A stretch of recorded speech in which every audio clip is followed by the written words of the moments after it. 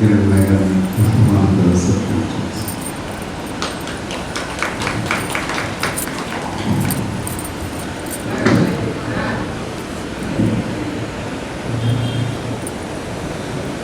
పంచాననం పరమపూరుషమాధ్యమీశం నానావిధైశ్చ కుసుమైరపి భూషితాంగం సంసేవితాంఘ్రిసకలార్ధకరం వరేణ్యం లక్ష్మీసహాయగణపం సతతం భజామి.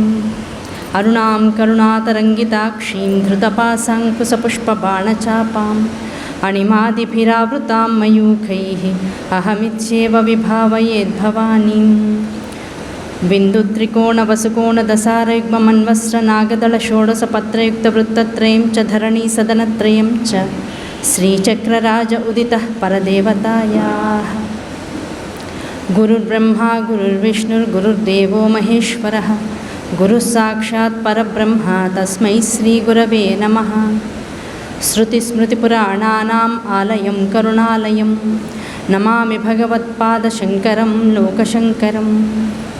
శారదా శారదాంభోజవదనా వదనాంభుజే సర్వదా సర్వదాస్మాకం సన్నిధిం క్రియాత్.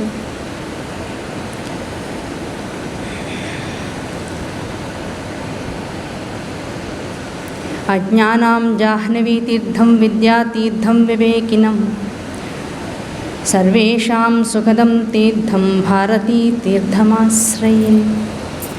విద్యా వినయ సంపన్నం వీతరాగం వివేకినం వందే వేదాంత తత్వజ్ఞాం విదుషేఖర భారతి. అస్మద్గురుభ్యో నమః. శ్రీమాత్రే నమః. సభాయే నమః.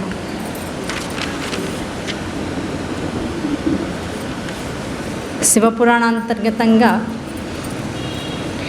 శివానుగ్రహ ప్రాప్తి కోసం క్రియా తపో జప యోగములను స్వీకరించి క్రమముగా వాటిని ఆచరిస్తూ ఫలితముగా ధ్యానము జ్ఞానము అనేటువంటి వాటి వైపుకి మనస్సుని కుదుర్చుకొని ఆ రెండింటితో అంటే తత్ఫలితంగా సమాధి స్థితిని పొందడం అనేటువంటిది అసలైనటువంటి ఫలితం. శివానుగ్రహాన్ని పొందాలి అంటే ఏం కావాలి అంటే ముందు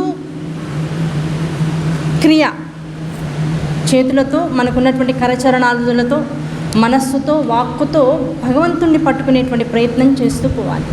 ఆ చేయగా చేయగా చేయగా భగవంతుని యందు తదేక నిష్ఠ, తదేక భక్తి, తదేక ప్రీతి కలుగుతూ ఉంటుంది. ఆ ప్రీతితో ప్రేమ ఏర్పడుతుంది. ప్రేమ అంటే అయ్యో నా శివుడే, అయ్యో ఇవాళ గబుక్కున్న అన్నం నైవేద్యం పెట్టేసిన తర్వాత నేను తర్వాత ప్రసాద స్వీకరణ సమయంలో ఇవాళ పెట్టినటువంటి పప్పులో ఉప్పు ఎక్కువైంది. వెంటనే ఏమనిపిస్తుంది, అయ్యయ్యో పిచ్చివాడా, నేను ఇవాళ ఉప్పు ఎక్కువ వేసేసాను, ఏమీ మాట్లాడకుండా ఇలాగే తినేసావా, నేను నీ ప్రసాదమైనా నా దాకా వచ్చేటప్పటికి ఇంకా గుణాలని నేను చూసుకుంటూ ఉన్నాను అనే భావన దగ్గర నుంచి మొదలెడితే ప్రతిదీ నేను కొత్త బట్ట కట్టుకోగానే ముందు నా శివుడికి కొత్త బట్టలు పెట్టాలనేటువంటి కోరిక కలుగుతూ ఉంటుంది. ఇలా నా జీవితాన్ని నేను ఎలా సంస్కరించుకుంటూ పోతున్నానో ఆ సంస్కారం అంతా శివునిచ్చే ఇవ్వబడింది. అటువంటి శివుడికి అన్నీ చేస్తూ నేను అనుభవించాలి. ఎలాగైతే ఇంట్లో తల్లిదండ్రులు ఉంటే ముందు ఏదైనా వారికి కొని మనం కొనుక్కునేటువంటి అలవాటు ఉంటుంది, పిల్లలు ఉంటే ముందు వాళ్ళకు కొని మనం కొనుక్కునేటువంటి అలవాటు, అనుభవించేటువంటి అలవాటు ఉంటుంది. కనుక అలాగే శివుడు అనేటువంటి వాడు ఎవరో కాదు, నేను అనేటువంటి భావన ముందు ఆ శివుడికి నేనేం చేసుకుంటున్నానో అదంతా నా ఇంట్లో నా శివుడికి చేయాలనేటువంటి భావన, అది క్రియాత్మకమైనటువంటిది. అది చేస్తూ ఉండగా నెమ్మదిగా క్రియాత్మకమైనటువంటి యోగం అంతా తపోయోగంగా మారుతుంది. ఎప్పుడైతే ఇది తదేక నిష్ఠతో చేస్తూ ఉంటావో ఇదే తపస్సుగా మారుతుంది. ఆ తపస్సు చేయగా చేయగా చేయగా ఏమవుతుంది, ఆ తపస్సు ద్వారా వచ్చినటువంటి శివనామాంతర్గతమైనటువంటి నిష్ఠ ఏదైతే ఉంటుందో అది జపయోగం కింద మారుతూ ఉంటుంది. ఎప్పుడైతే ఈ తపో క్రియ తప జప యోగములు ఏవైతే ఉన్నాయో వాటిని నిష్ఠగా చేస్తూ పోయినట్లయితే నెమ్మదిగా ధ్యానము కుదురుతుంది. ధ్యానము అంటే ఇంకా ఏది చేసినా చేయకుండా కొన్నేళ్ల పాటు ఇదంతా వెనువెంటనే ఒకదాని తర్వాత ఒకటి లభిస్తాయండి. నేను 5 ఏళ్ల బట్టి పూజలు చేస్తున్నాను, నాకు ఇంకా అంత స్థితి రావట్లేదు అని వెంటనే ప్రశ్న వస్తుంటుంది. స్థితి రావడానికి నువ్వు చేసినటువంటి ఎన్ని సంవత్సరాల నుంచి ఈ కృషి చేస్తున్నావు, దీని మీద మనస్సు లగ్నం చేసావు అనేటువంటిది కాదు. నీ ప్రారంధము ఎంత ఉంది, దాన్ని పరమేశ్వరుడు తన యొక్క కృపతో నువ్వు చేసేటువంటి పూజని స్వీకరిస్తూ దాన్ని ఎంత దగ్ధం చేస్తూ పోతున్నాడు. ఆ దగ్ధం చేయడానికి ఇంకా ఎంత సమయం పడుతుంది, దీన్ని తేల్చడానికి ఈ మానవ జన్మ సరిపోదు. కనుక ఇంత చేస్తున్నటువంటి వాడును నన్ను అన్ని సర్వకాల సర్వావస్థల యందు కూడా ఆ పరమేశ్వరుడు రక్షిస్తాడు, నన్ను చూస్తాడు అనేటువంటి నమ్మకం ఎప్పుడైతే నీకు కలుగుతుందో ఆ నమ్మకంతో పాటు ఏం చేస్తావు, మరింత శ్రద్ధతోనూ భక్తితోనూ చేస్తూ పోతావు. ఆ శ్రద్ధ, భక్తి, విశ్వాసం అనేటువంటివి పూనుకుపోయి చివరికి ఏమవుతుంది, ఆ పూనుకుపోయినటువంటి మనస్సు ధ్యానము నిలకడగా చేస్తూ పోతూ ఉంటుంది. ఏది చేసినా, ఏది చూసినా, ఏది అనిపించినా, ఏది వినిపించినా, ఏ భావన మనసులో కలిగినా ప్రతిదీ శివధ్యానమే. ఆ శివధ్యానం చేయగా నెమ్మదిగా శివానుగ్రహంతో శివజ్ఞానం కలుగుతుంది. ఇదంతా కలిపితే శివయోగం. ఆ శివయోగం అనేటువంటి 5 లక్షణాలని ఎవరైతే జీవితంలోకి ఒకదాని తర్వాత ఒకదాన్ని తెచ్చుకుంటూ పోతూ ఉంటాడో అటువంటి వాడు శివయోగిగా పిలువబడుతూ ఉంటాడు.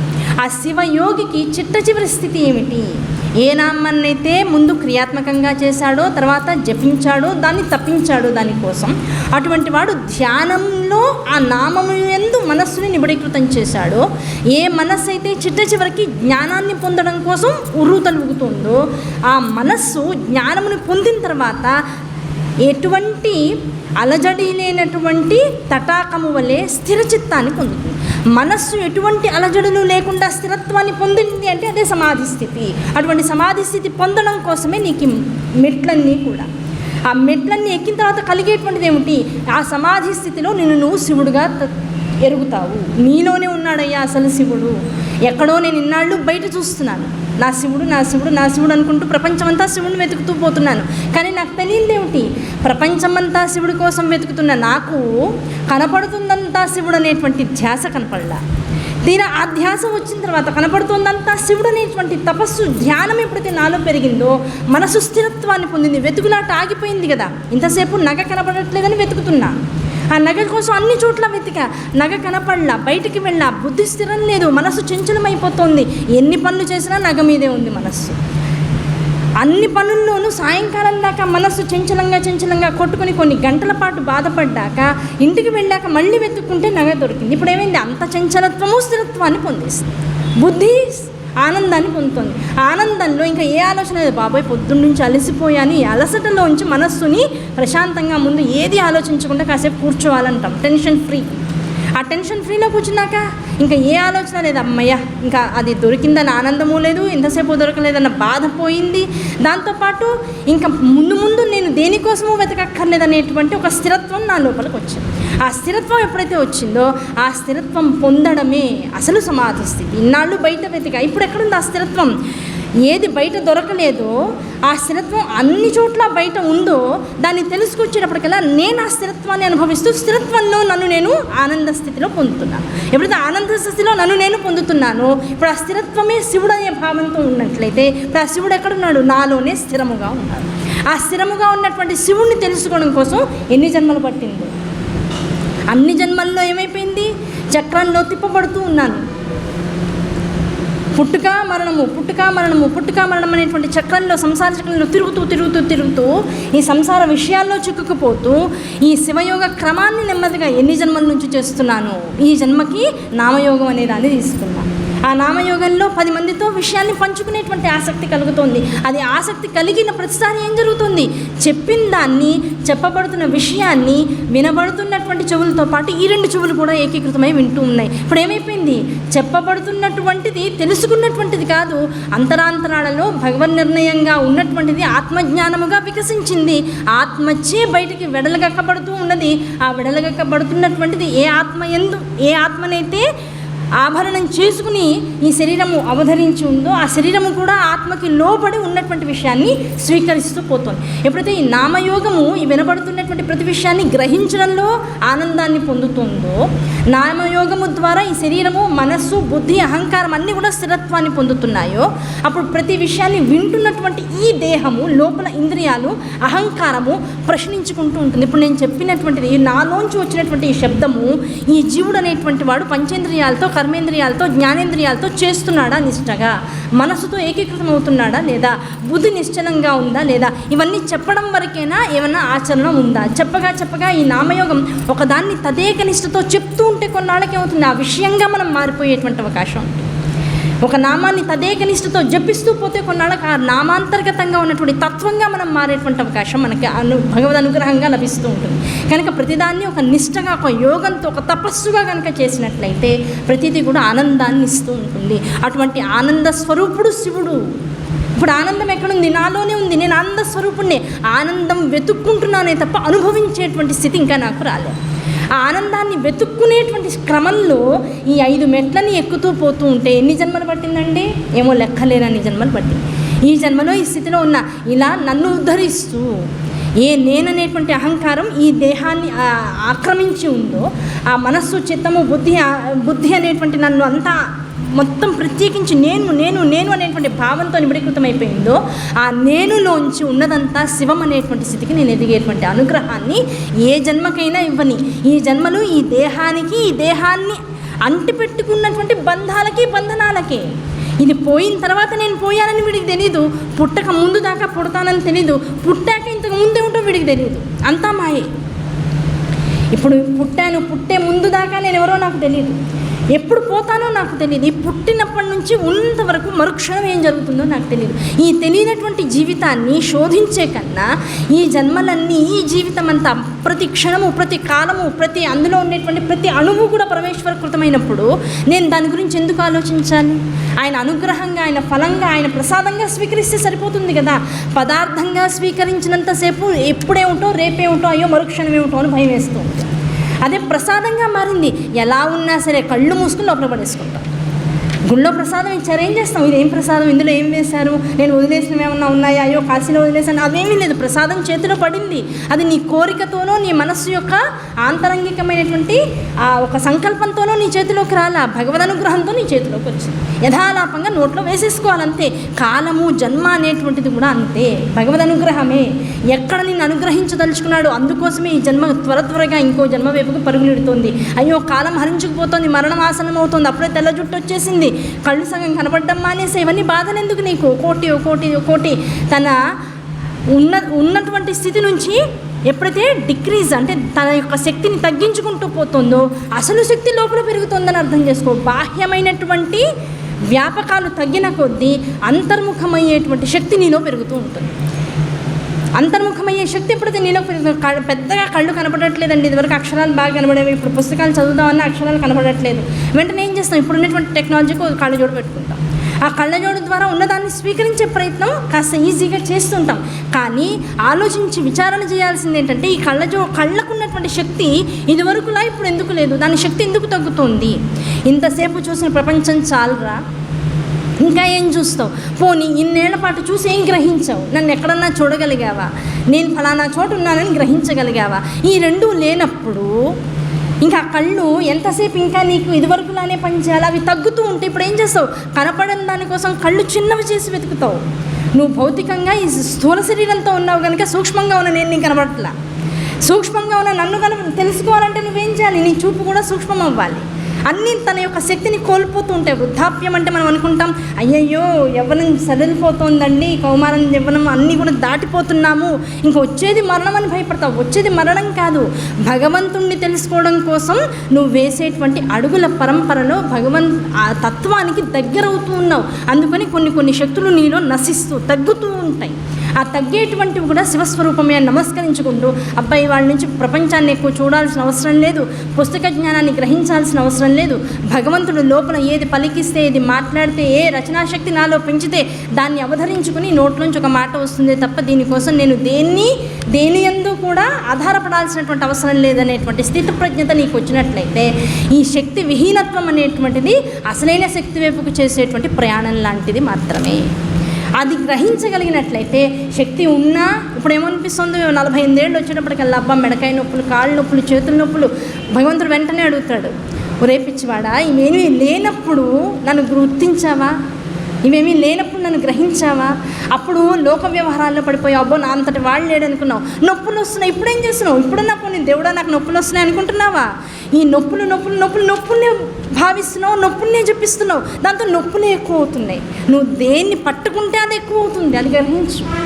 నువ్వు దేన్ని చూస్తూ ఉంటే అదే నీలో ప్రవేశిస్తూ ఉంటుంది. నువ్వేం చూస్తావు, ఏం గ్రహిస్తావు, ఏది జపిస్తావు? ఈ నొప్పులు వస్తున్నాయంటే అర్థం ఏమిటి? ఇంకా ఈ శరీరం జడమవుతుంది. ఇన్నాళ్ళు జడ పదార్థమే, కానీ ఇందులో అహంకారం ఉంది. ఒక్కోటి నొప్పులు పెడుతుంటే ఇప్పుడు ఏమర్థం అవ్వాలి? అబ్బాయి ఇది జడమే, ఇది నన్ను ఇబ్బంది పెట్టే స్థితికి వచ్చింది. శరీరం ఇబ్బంది పెడుతుందంటే అర్థం ఏమిటి? మనసుకు పని ఎక్కువ చెప్పాలి. మనసు ఏం చేయాలి పని అంటే అర్థం, ఈ శరీరానికి అంతటికి, ఈ మూలశక్తికి అంతటికి ఏది కారణమో ఆ కారణభూతుడైనటువంటి వాడిని మనసుతో పట్టుకునే ప్రయత్నం చేయాలి. అది నువ్వు చేయాల్సినటువంటి అసలైనటువంటి తపస్సు. ఆ తపస్సులోకి ఎప్పుడైతే మనస్సు వెళ్తుందో ఇప్పుడు ఏమవుతుంది? నిత్యము ఏ నామము చదివితే, ఏ నామము జపిస్తూ ఉంటే నిలకడ అనేటువంటిది జీవులందరికీ వస్తుందో ఆ నామం ఏమిటని తెలుసుకునేటువంటి విచారణ చేస్తూ పోతాం. ఇన్నాళ్ళు ఏం చేసావు? సుఖము దుఃఖము, సుఖము దుఃఖము, వీటి రెండింటిని స్మరిస్తూ పోతున్నాం. సుఖము, నిజమైన సుఖం అంటే ఏమిటి? ఏమంటే బోల్డ్ పుణ్యం చేశారండి వాళ్ళు ఎవరో పోయిన జన్మలో, ఈ జన్మలో ఎంత సుఖపడుతున్నారో, ఎంత ఐశ్వర్యం వచ్చిందో అంటావు. మనము లౌకికమైనటువంటి పదార్థంగా భోగాన్ని, ఒకవేళ సుఖాన్ని అనుభవించేటువంటి సుఖాన్ని కనుక చూసినంతసేపు వాడు చేసినటువంటి ఒక మంచి పని ద్వారా వాడికి స్థితి వచ్చిందని మాత్రమే భావిస్తూ ఉంటాం. నిజమైనటువంటి పుణ్యము అంటే అర్థం ఏమిటి అంటే పవిత్రత. పుణ్యము వలన వచ్చేటువంటిది ఏమిటయ్యా అంటే పవిత్రత, నిష్కల్మషత్వం. అంటే దేని యందు కూడా ఆరోపణ భావన లేకుండా ప్రతి వస్తువుని, ప్రతి విషయాన్ని, ప్రతి స్వరూపాన్ని కూడా భగవత్ స్వరూపంగా చూడగలిగేటువంటి యోగ్యత నీలో పెరుగుతూ ఉంటుంది. ఆ యోగ్యత పెరగడమే పుణ్యానికి అసలు పదం. ఒక ఆహారం లేనటువంటి వాళ్ళకి ఆహారం దానం చేసావు, దానివల్ల ఏం కలుగుతుంది? అబ్బో ఇంకో జన్మలో మళ్ళీ ఒకళ్ళ కింద చేయి చాచి అడుక్కునేటువంటి పరిస్థితి రాకుండా భగవంతుడు ఆనందించి నాకు ఎప్పుడు కూడా అన్నం ఇస్తాడండి అని భావిస్తాం. భౌతికంగా ఈ దేహాన్ని పట్టుకున్నావు కనుక నీకు అలాంటి భావనలు వస్తాయి. అసలైన భావం ఏమిటి? అలా ఒకరికి శుద్ధమైనటువంటి పవిత్రమైనటువంటి ఆహారాన్ని నువ్వు వేయడం వల్ల ఎన్ని జన్మలు, ఎన్ని ఉదయాలు మళ్ళీ నీకు వచ్చే ఆహారం మీద ఇంకా ఆధారపడేటువంటి దేహం నీకు ఉన్నంతకాలము కూడా పవిత్రమైనటువంటి, శుద్ధమైనటువంటి, శుచిభూతమైనటువంటి ఆహారాన్ని స్వీకరించేటువంటి యోగ్యత నీకు వస్తుంది.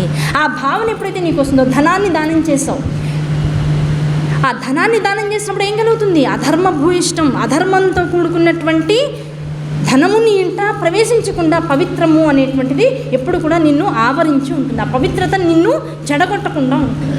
కనుక ఏది దానం చేసావో దాని ఎందుకు పవిత్రత ఆపాదింపబడుతూ ఉంటుంది. అది పుణ్యమా అంటే ఆ పవిత్రతను నువ్వు కాపాడుకుంటూ, ఏది నీకు ఇవ్వబడిందో అమితంగా దాన్ని కాపాడుకుంటూ, దాని యందు మనస్సుని నిబిడీకృతం చేస్తూ, దాని యందు ఏమాత్రము అహంకారం పొడసూపకుండా జాగ్రత్త పడుతూ, ఎప్పుడైతే ఈ దుఃఖము సుఖము అనేటువంటి రెండింటి యందు కూడా భగవద్భావనతో కనుక నువ్వు జీవితాన్ని ముందుకు తీసుకెళ్తావో, అది ఏమంటే ఇవన్నీ తెలియడం అంత కష్టం కదండి. ఏదో కష్టం వచ్చిందంటే కష్టం వచ్చిందని గుండెలు బాదుకుని ఏడవడం ఈజీ, కానీ ఇదివరకు జన్మలో ఏం చేశాను, లేకపోతే ఇదివరకు నేను చేసినటువంటి ఆహారం ఎవరికైనా పెట్టింది కాస్త ఎంగిల్ చేసి పెట్టాను, నేను తిన్న తర్వాత పెట్టాను, ఈ భావనలు ఎలా వస్తాయి అంటే ఈ భావనలు తెలుసుకోవడం కోసమే పురాణాలు చదవరా?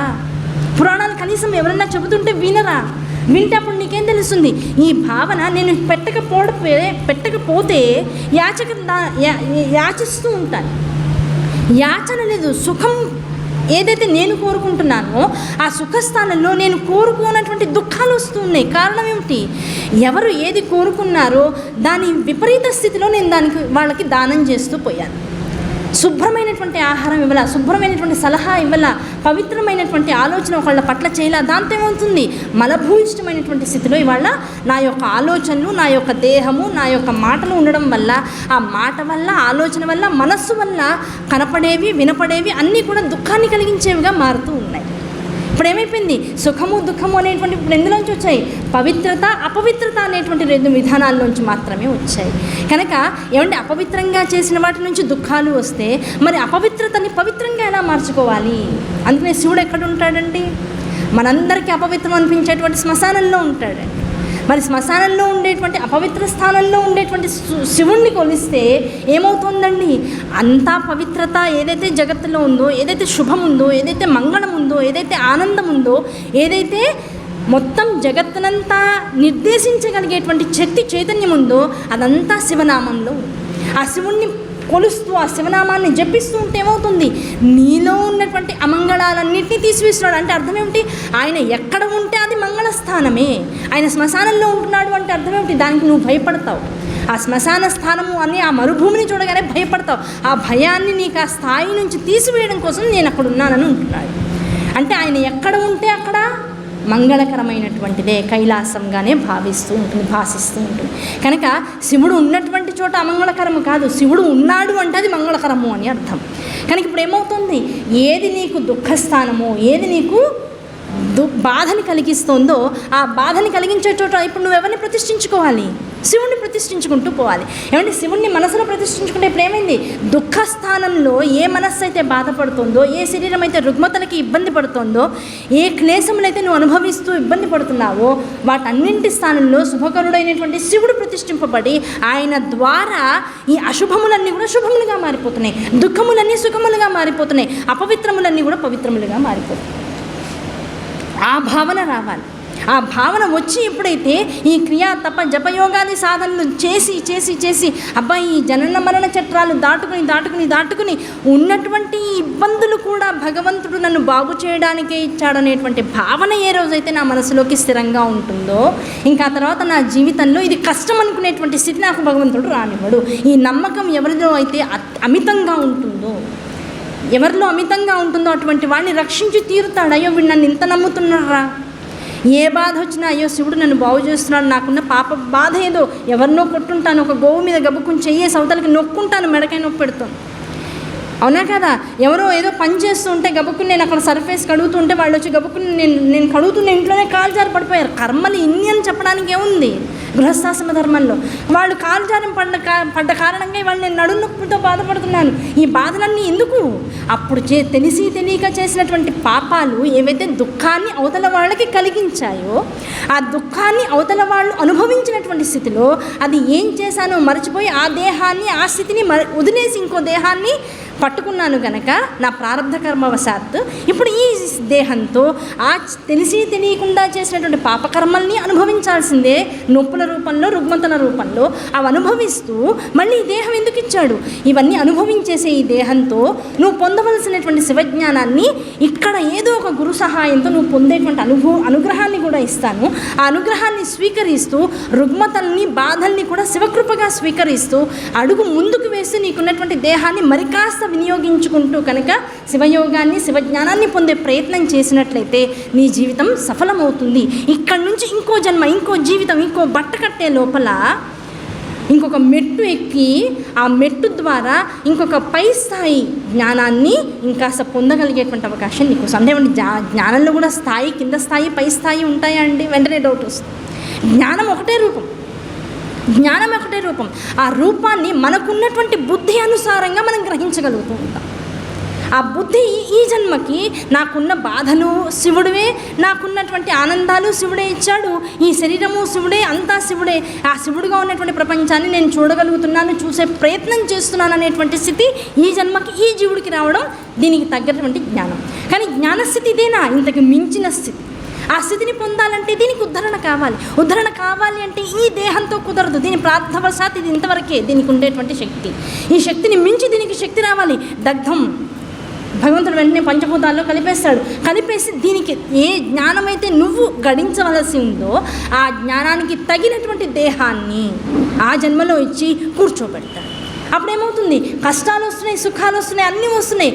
కష్టం వచ్చినప్పుడు శివ అని, సుఖం వచ్చినప్పుడు శివ అని ఈ జన్మలో నేను ఆ శివుడితో లంకి పెట్టుకుంటే వచ్చే జన్మలో ఏముంది, ఆ శివ జ్ఞానం వల్ల సుఖము లేదు, కష్టము లేదు.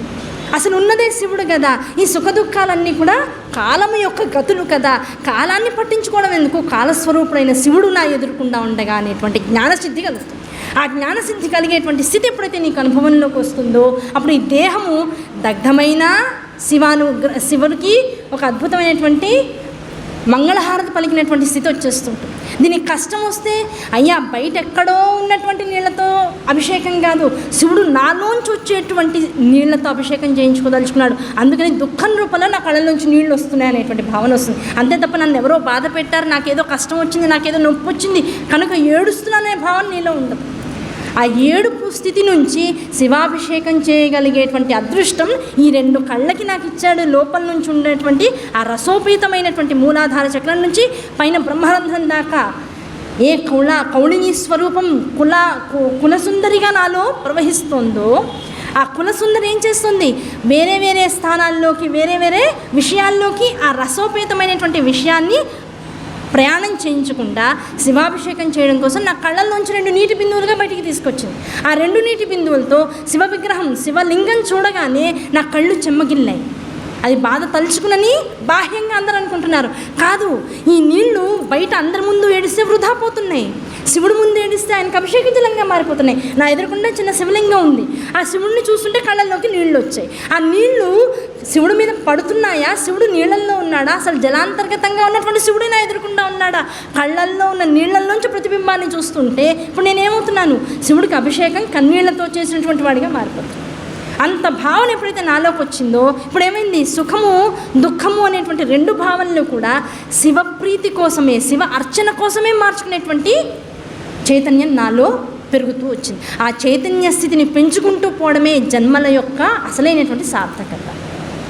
నువ్వు శివుడు అయ్యా, ఆ శివస్థితి నీలో ఉండేటువంటి అసలు శివస్వరూపాన్ని తెలుసుకుంటూ పోయేదాకా నువ్వు అనుకుంటావు, అయ్యో మరణించేటప్పుడు దేన్ని తలుచుకుంటే దానిగా పుడతాంట, ఏమిటో ఈ జన్మకి ఇలా పుట్టాం, పోయేటప్పుడు అంబానీని తలుచుకుందాం, అంబానీలో పుడతాం, కనీసం అంబానీ ఇంట్లో షెఫ్గా అన్నా పుడతాం, వాడికి షెఫ్కే ఉంటుంది నెలకు వచ్చేటప్పటికల్లా 10 లక్షల జీతం, కనీసం అలా అన్నా హాయిగా సుఖంగా ఉండొచ్చు కదా. అంటే వాడికి సుఖం లేదు, నువ్వు అనుకుంటున్నావు అది సుఖం అని.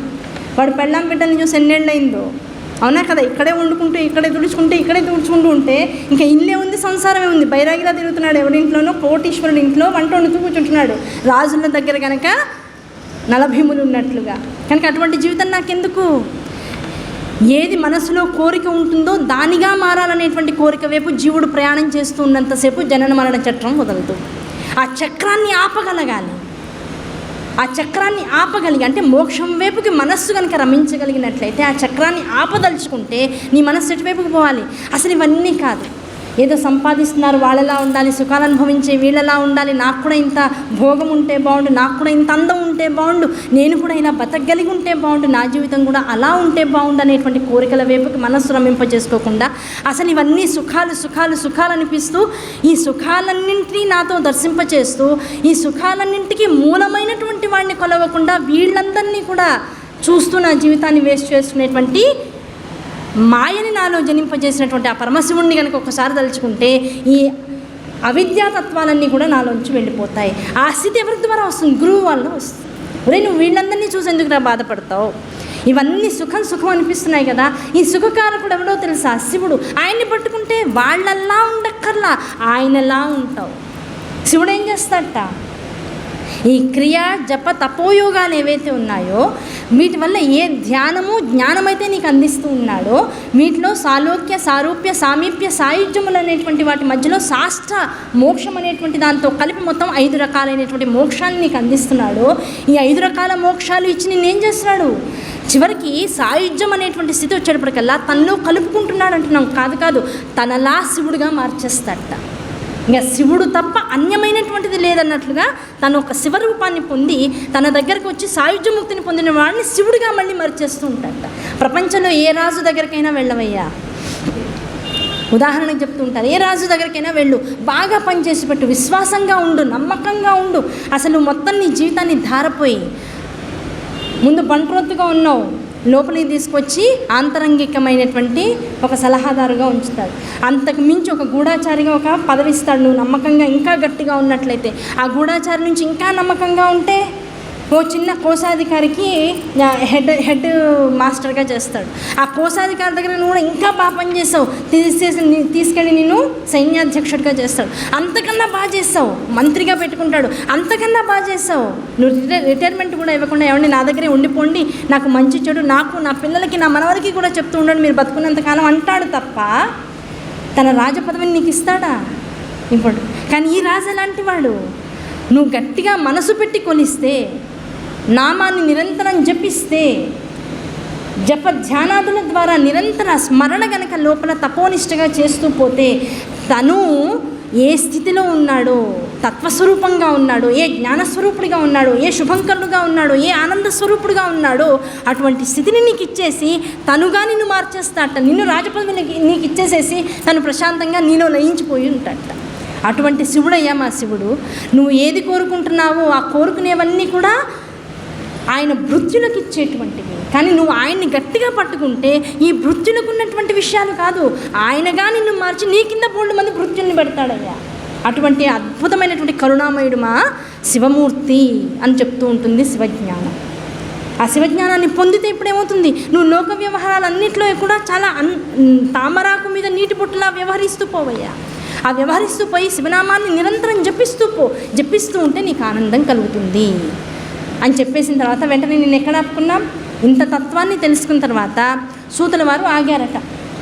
ఆగిన తర్వాత మళ్ళీ మహర్షులందరూ అడుగుతున్నారు, స్వామి బాగుంది, ఇప్పటికే సగం జీవితం అయిపోయింది, మీరు చెప్పిన విషయం ఒకటి అర్థమైంది, గట్టిగానే అర్థమైంది, జన్మ తర్వాత జన్మ, జన్మ తర్వాత జన్మ, జన్మ తర్వాత జన్మ, నువ్వు ఎంత జ్ఞానాన్ని గ్రహించగలిగావో ఆ జ్ఞానాన్ని మించినటువంటి జన్మ ఇంకాస పొందగలిగేటువంటి అనుగ్రహము జన్మ పరంపరగా నీకు ఇవ్వబడుతూ ఉంటుంది కనుక బెంగలేదు. కానీ ఇంత పురాణం విన్న తర్వాత, ఇన్ని విషయాలు విన్న తర్వాత, అయ్యో ఇప్పటికే 50 ఏళ్ళు వచ్చేసాయి, ఇంకా ఎంత జీవితం ఉందో తెలీదు, ఇప్పుడో మరుక్షణము, వాళ్ళ రాత్రికి పడుకుంటే రేపు లేస్తామో లేవమో, ఇలాంటి జీవితంలో ఉన్న కాసేపట్లో ఉద్ధరింపగలిగేటువంటి విషయాలు ఏమన్నా ఉన్నాయా, మమ్మల్ని మేము బాగు చేసుకునేటువంటి విషయాలు ఏమన్నా ఉన్నాయా, శివానుగ్రహానికి పాత్రమయ్యేటువంటి విధానం ఏమన్నా ఉందా, త్వరితగతిన శివ తపో యోగ ధ్యాన స్వరూపాలని పట్టుకునేటువంటి అవకాశం మాకేమన్నా ఉందా అని అడిగారు. వెంటనే సూతుల వారు అన్నారు, అయ్యా మీ శ్రద్ధ బాగుంది, ఏదైనా పట్టుకోవాలి అంటే ఇప్పుడు ఏం చేస్తాం, రే ఫలానా చోట ఫలానా ఈ పని చేస్తే ఇంత లాభం ఉంటుందిట, లేకపోతే ఇది కొనుక్కుంటే ఒకటి కొంటే ఒకటి ఫ్రీట, ఇక్కడైతే 5 ఫ్రీ ఇస్తున్నారు అనగానే పరిగెడతాం, షాపులకు పరిగెడతాం. లేకపోతే బంగారం ఇవాళ రాత్రికి ఉన్నట్లుండి మోడీ గారు నన్ను గెలిపించాలి కాశీలో కూడా అనుకుని 50,000 40,000 చేసేసారనుకోండి, రేపు పొద్దున ఏమవుతుంది, షాపుల నిండా జనాలు తప్ప బంగారం తక్కువైపోతూ ఉంటుంది. అవునా కదా? ఇలా ఏది ప్రపంచంలో బాగా దొరుకుతూ ఉంటే దాని వైపుకు పరిగెడుతూ ఉంటాడు జీవుడు అనేటువంటి వాడు. అవునా కదా?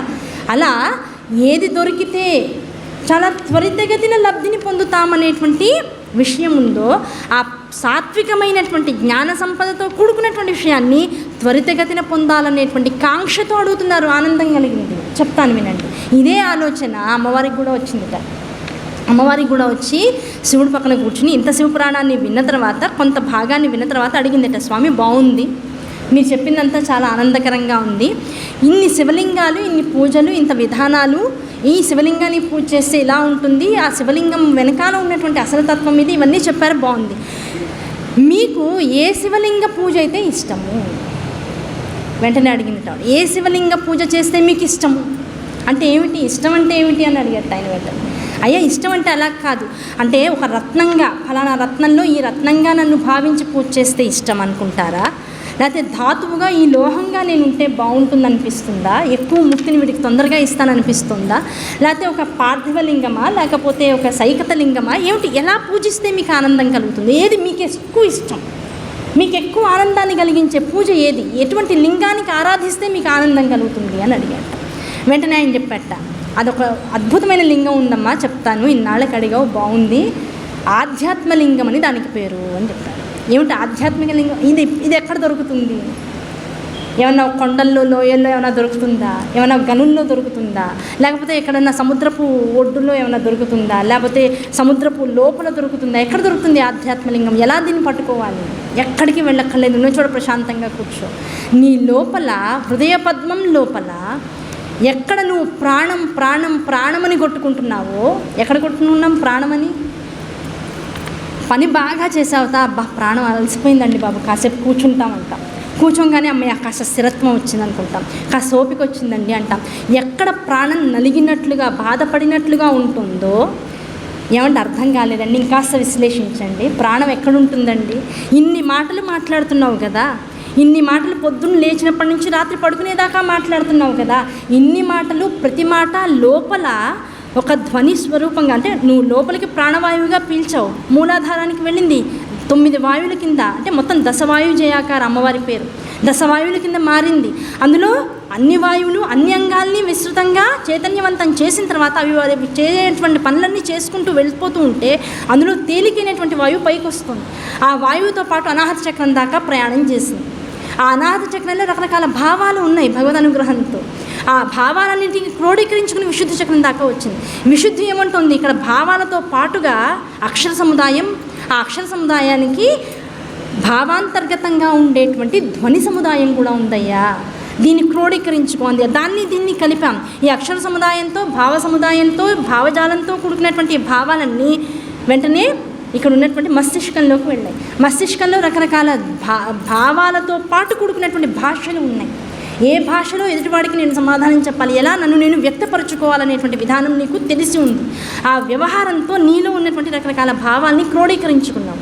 ఆ క్రోడీకరించుకున్న విషయాలన్నీ కూడా మళ్ళీ విశుద్ధి చక్రానికి వచ్చి అక్కడి నుంచి ఇక్కడ ఉన్నటువంటి నాళముల ద్వారా బయటికి వచ్చి తాళువుల చేత, ఇక్కడ ఉండేటువంటి నాలుక చేత, కొండ నాలుక అంటాం, దాని వెనకాల చుట్టుపక్కల ఉన్నటువంటి రకరకాల కండరాల చేత నొక్కబడుతూ అక్షర సముదాయం రకరకాల ధ్వనులచే ప్రేరేపింపబడుతూ అక్షరము పదమై, పదము వాక్యమై, వాక్యాంతర్గతంగా భావజాలము నిమిడీకృతమై, ఒక అక్షరానికి నాదము అనుసంధానమై ఒక భావము పదం రూపంలో బయటికి వస్తుంది. ఆ పదం రూపంలో బయటకు వచ్చేటప్పటికి ఏమవుతుంది అంటే ఇంత ప్రాసెస్ లోపల జరుగుతూ ఒక్కొక్క అక్షరము వాక్యాన్ని సమీకరణ చేసుకుంటూ ఇంత విశేష పదజాలం బయటకు వస్తూ ఉంటే ఇప్పుడు ఏమవుతుంది, ఇంత భావము కూడా ఆనందాన్ని పొందుతుంది. ఇంత భావం ఇప్పుడు దేంతో నిబిడీకృతమైంది? శ్వాసతో నిబిడీకృతమైంది. శ్వాస అనేటువంటి దేనికి ఈజ్ ఈక్వల్ టు ప్రాణానికి ఈజ్ ఈక్వల్ టు. కనుక నువ్వు మాట్లాడే ప్రతి మాట దేంతో అనుసంధానమైంది? ప్రాణంతో అనుసంధానమైంది. కనుక నువ్వు మాట్లాడే ప్రతి మాట మాట్లాడుతున్నావంటే ఊపిరితో పాటు అనుసంధానం చేయబడినటువంటి స్థితిలో మాట్లాడుతూ ఉన్నావు. అంటే ప్రాణాధార శక్తితోనే బాహ్యమైనటువంటి అందరికీ వినపడగలిగేటువంటి ఒక పద శబ్ద రచన జరుగుతూ ఉంది. కనుక నువ్వు మాట్లాడుతున్న ప్రతిసారి ప్రాణము లోపల కొట్టుకుంటున్నట్లే అర్థము.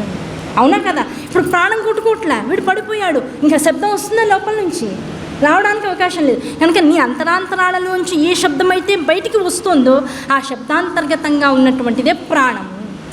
ఆధారమయ్యే ప్రాణము శబ్దానికి. కనుక ఏ శబ్దమైతే పలకగలుగుతున్నావో ఆ శబ్దానికి పక్కనే ప్రాణం ఉంటుంది. ఆ ప్రాణాన్ని అవధరించి ఉంటాడు గిరీశుడు, ఆయనే శివుడు. ఆ శివస్థానం ఏదైతే ఉందో, ఎక్కడ ప్రాణం కొట్టుకుంటుందో, ఎక్కడ నీ ధ్వని ప్రకటన అనేటువంటి బొడ్డులోంచి మాట్లాడతారు కొంతమంది, మనసులోంచి మాట్లాడతారు కొంతమంది. అంటాం అబ్బా ఆవిడ మాట్లాడితే ఆనందంగా ఉంటుందండి, మనసులోంచల్లా మాట్లాడుతుందంట. వేదవిధుడైనటువంటి బ్రాహ్మడు వేద పన్నాన్ని చదువుతుంటాడు, బొడ్డులోంచల్లా వస్తుంది, మూలాధార క్షేత్రంలోంచి ఆ శక్తి అంతా కూడా బయటికి వచ్చి మణిపూరకం నుంచి ఆ శక్తి ప్రేరేపితమై బయటికి అగ్నిజ్వాలగా వేద పన్నాగా బయటికి వస్తుంటుంది. వింటుంటే ఆనందం, శరీరం అంతా కూడా పులకితమైపోతూ ఉంటుంది. ఒక్కొక్కళ్ళు మాట్లాడుతుంటే శరీరం గగురు పొడుస్తుంటుంది, ఒక్కొక్కళ్ళు మాట్లాడుతుంటే భయకంపితం, శరీరం అంతా భయం వేస్తూ ఉంటుంది, ఒకళ్ళు మాట్లాడుతుంటే నవ్వు వస్తూ ఉంటుంది, ఒకళ్ళు మాట్లాడుతుంటే ఆనందం కలుగుతూ ఉంటుంది, ఇంకొకళ్ళు మాట్లాడుతుంటే బాబా ఇంకా ఆపేద్దాం రా బాబు, ఇంకా చాలు, కరెంట్ పోతే బాగుండు, మైక్ ఆపేస్తే బాగుండు అనిపిస్తుంది. అవునా కదా? ఎక్కడి నుంచి వస్తుంది ఇదంతా? ఇది మనలో ఉండేటువంటి భావం అనుకుంటున్నావు. ఆ భావం కాదు, ఆ లోపల నువ్వు ఎంత ప్రారంభ క్రియలు ఏవైతే చేసుకుంటూ వచ్చావో ఆ కర్మవశాత్ నీలో నీకున్నటువంటి భావాల్ని బయటికి వ్యక్తీకరించడానికి కోసం కావాల్సినటువంటి యోగ్యతని కూడా శివుడే నిర్ణయిస్తాడు. దాని ద్వారానే 10 మంది నీ ఎదురుకుండా ఉన్నారా, 10 మంది వెనకాల నువ్వు ఉన్నావా నిర్దేశింపబడుతూ ఉంటుంది. కనుక ఏ వాక్ అయితే లోపల నుంచి బయటికి వస్తుందో ఆ వాక్కు వస్తున్నటువంటి స్థానం పక్కన శివుడు ఉన్నాడయ్యా. ప్రాణాన్ని అనేటువంటి ఆ స్థానాన్ని అవధరించి ఉన్నాడు.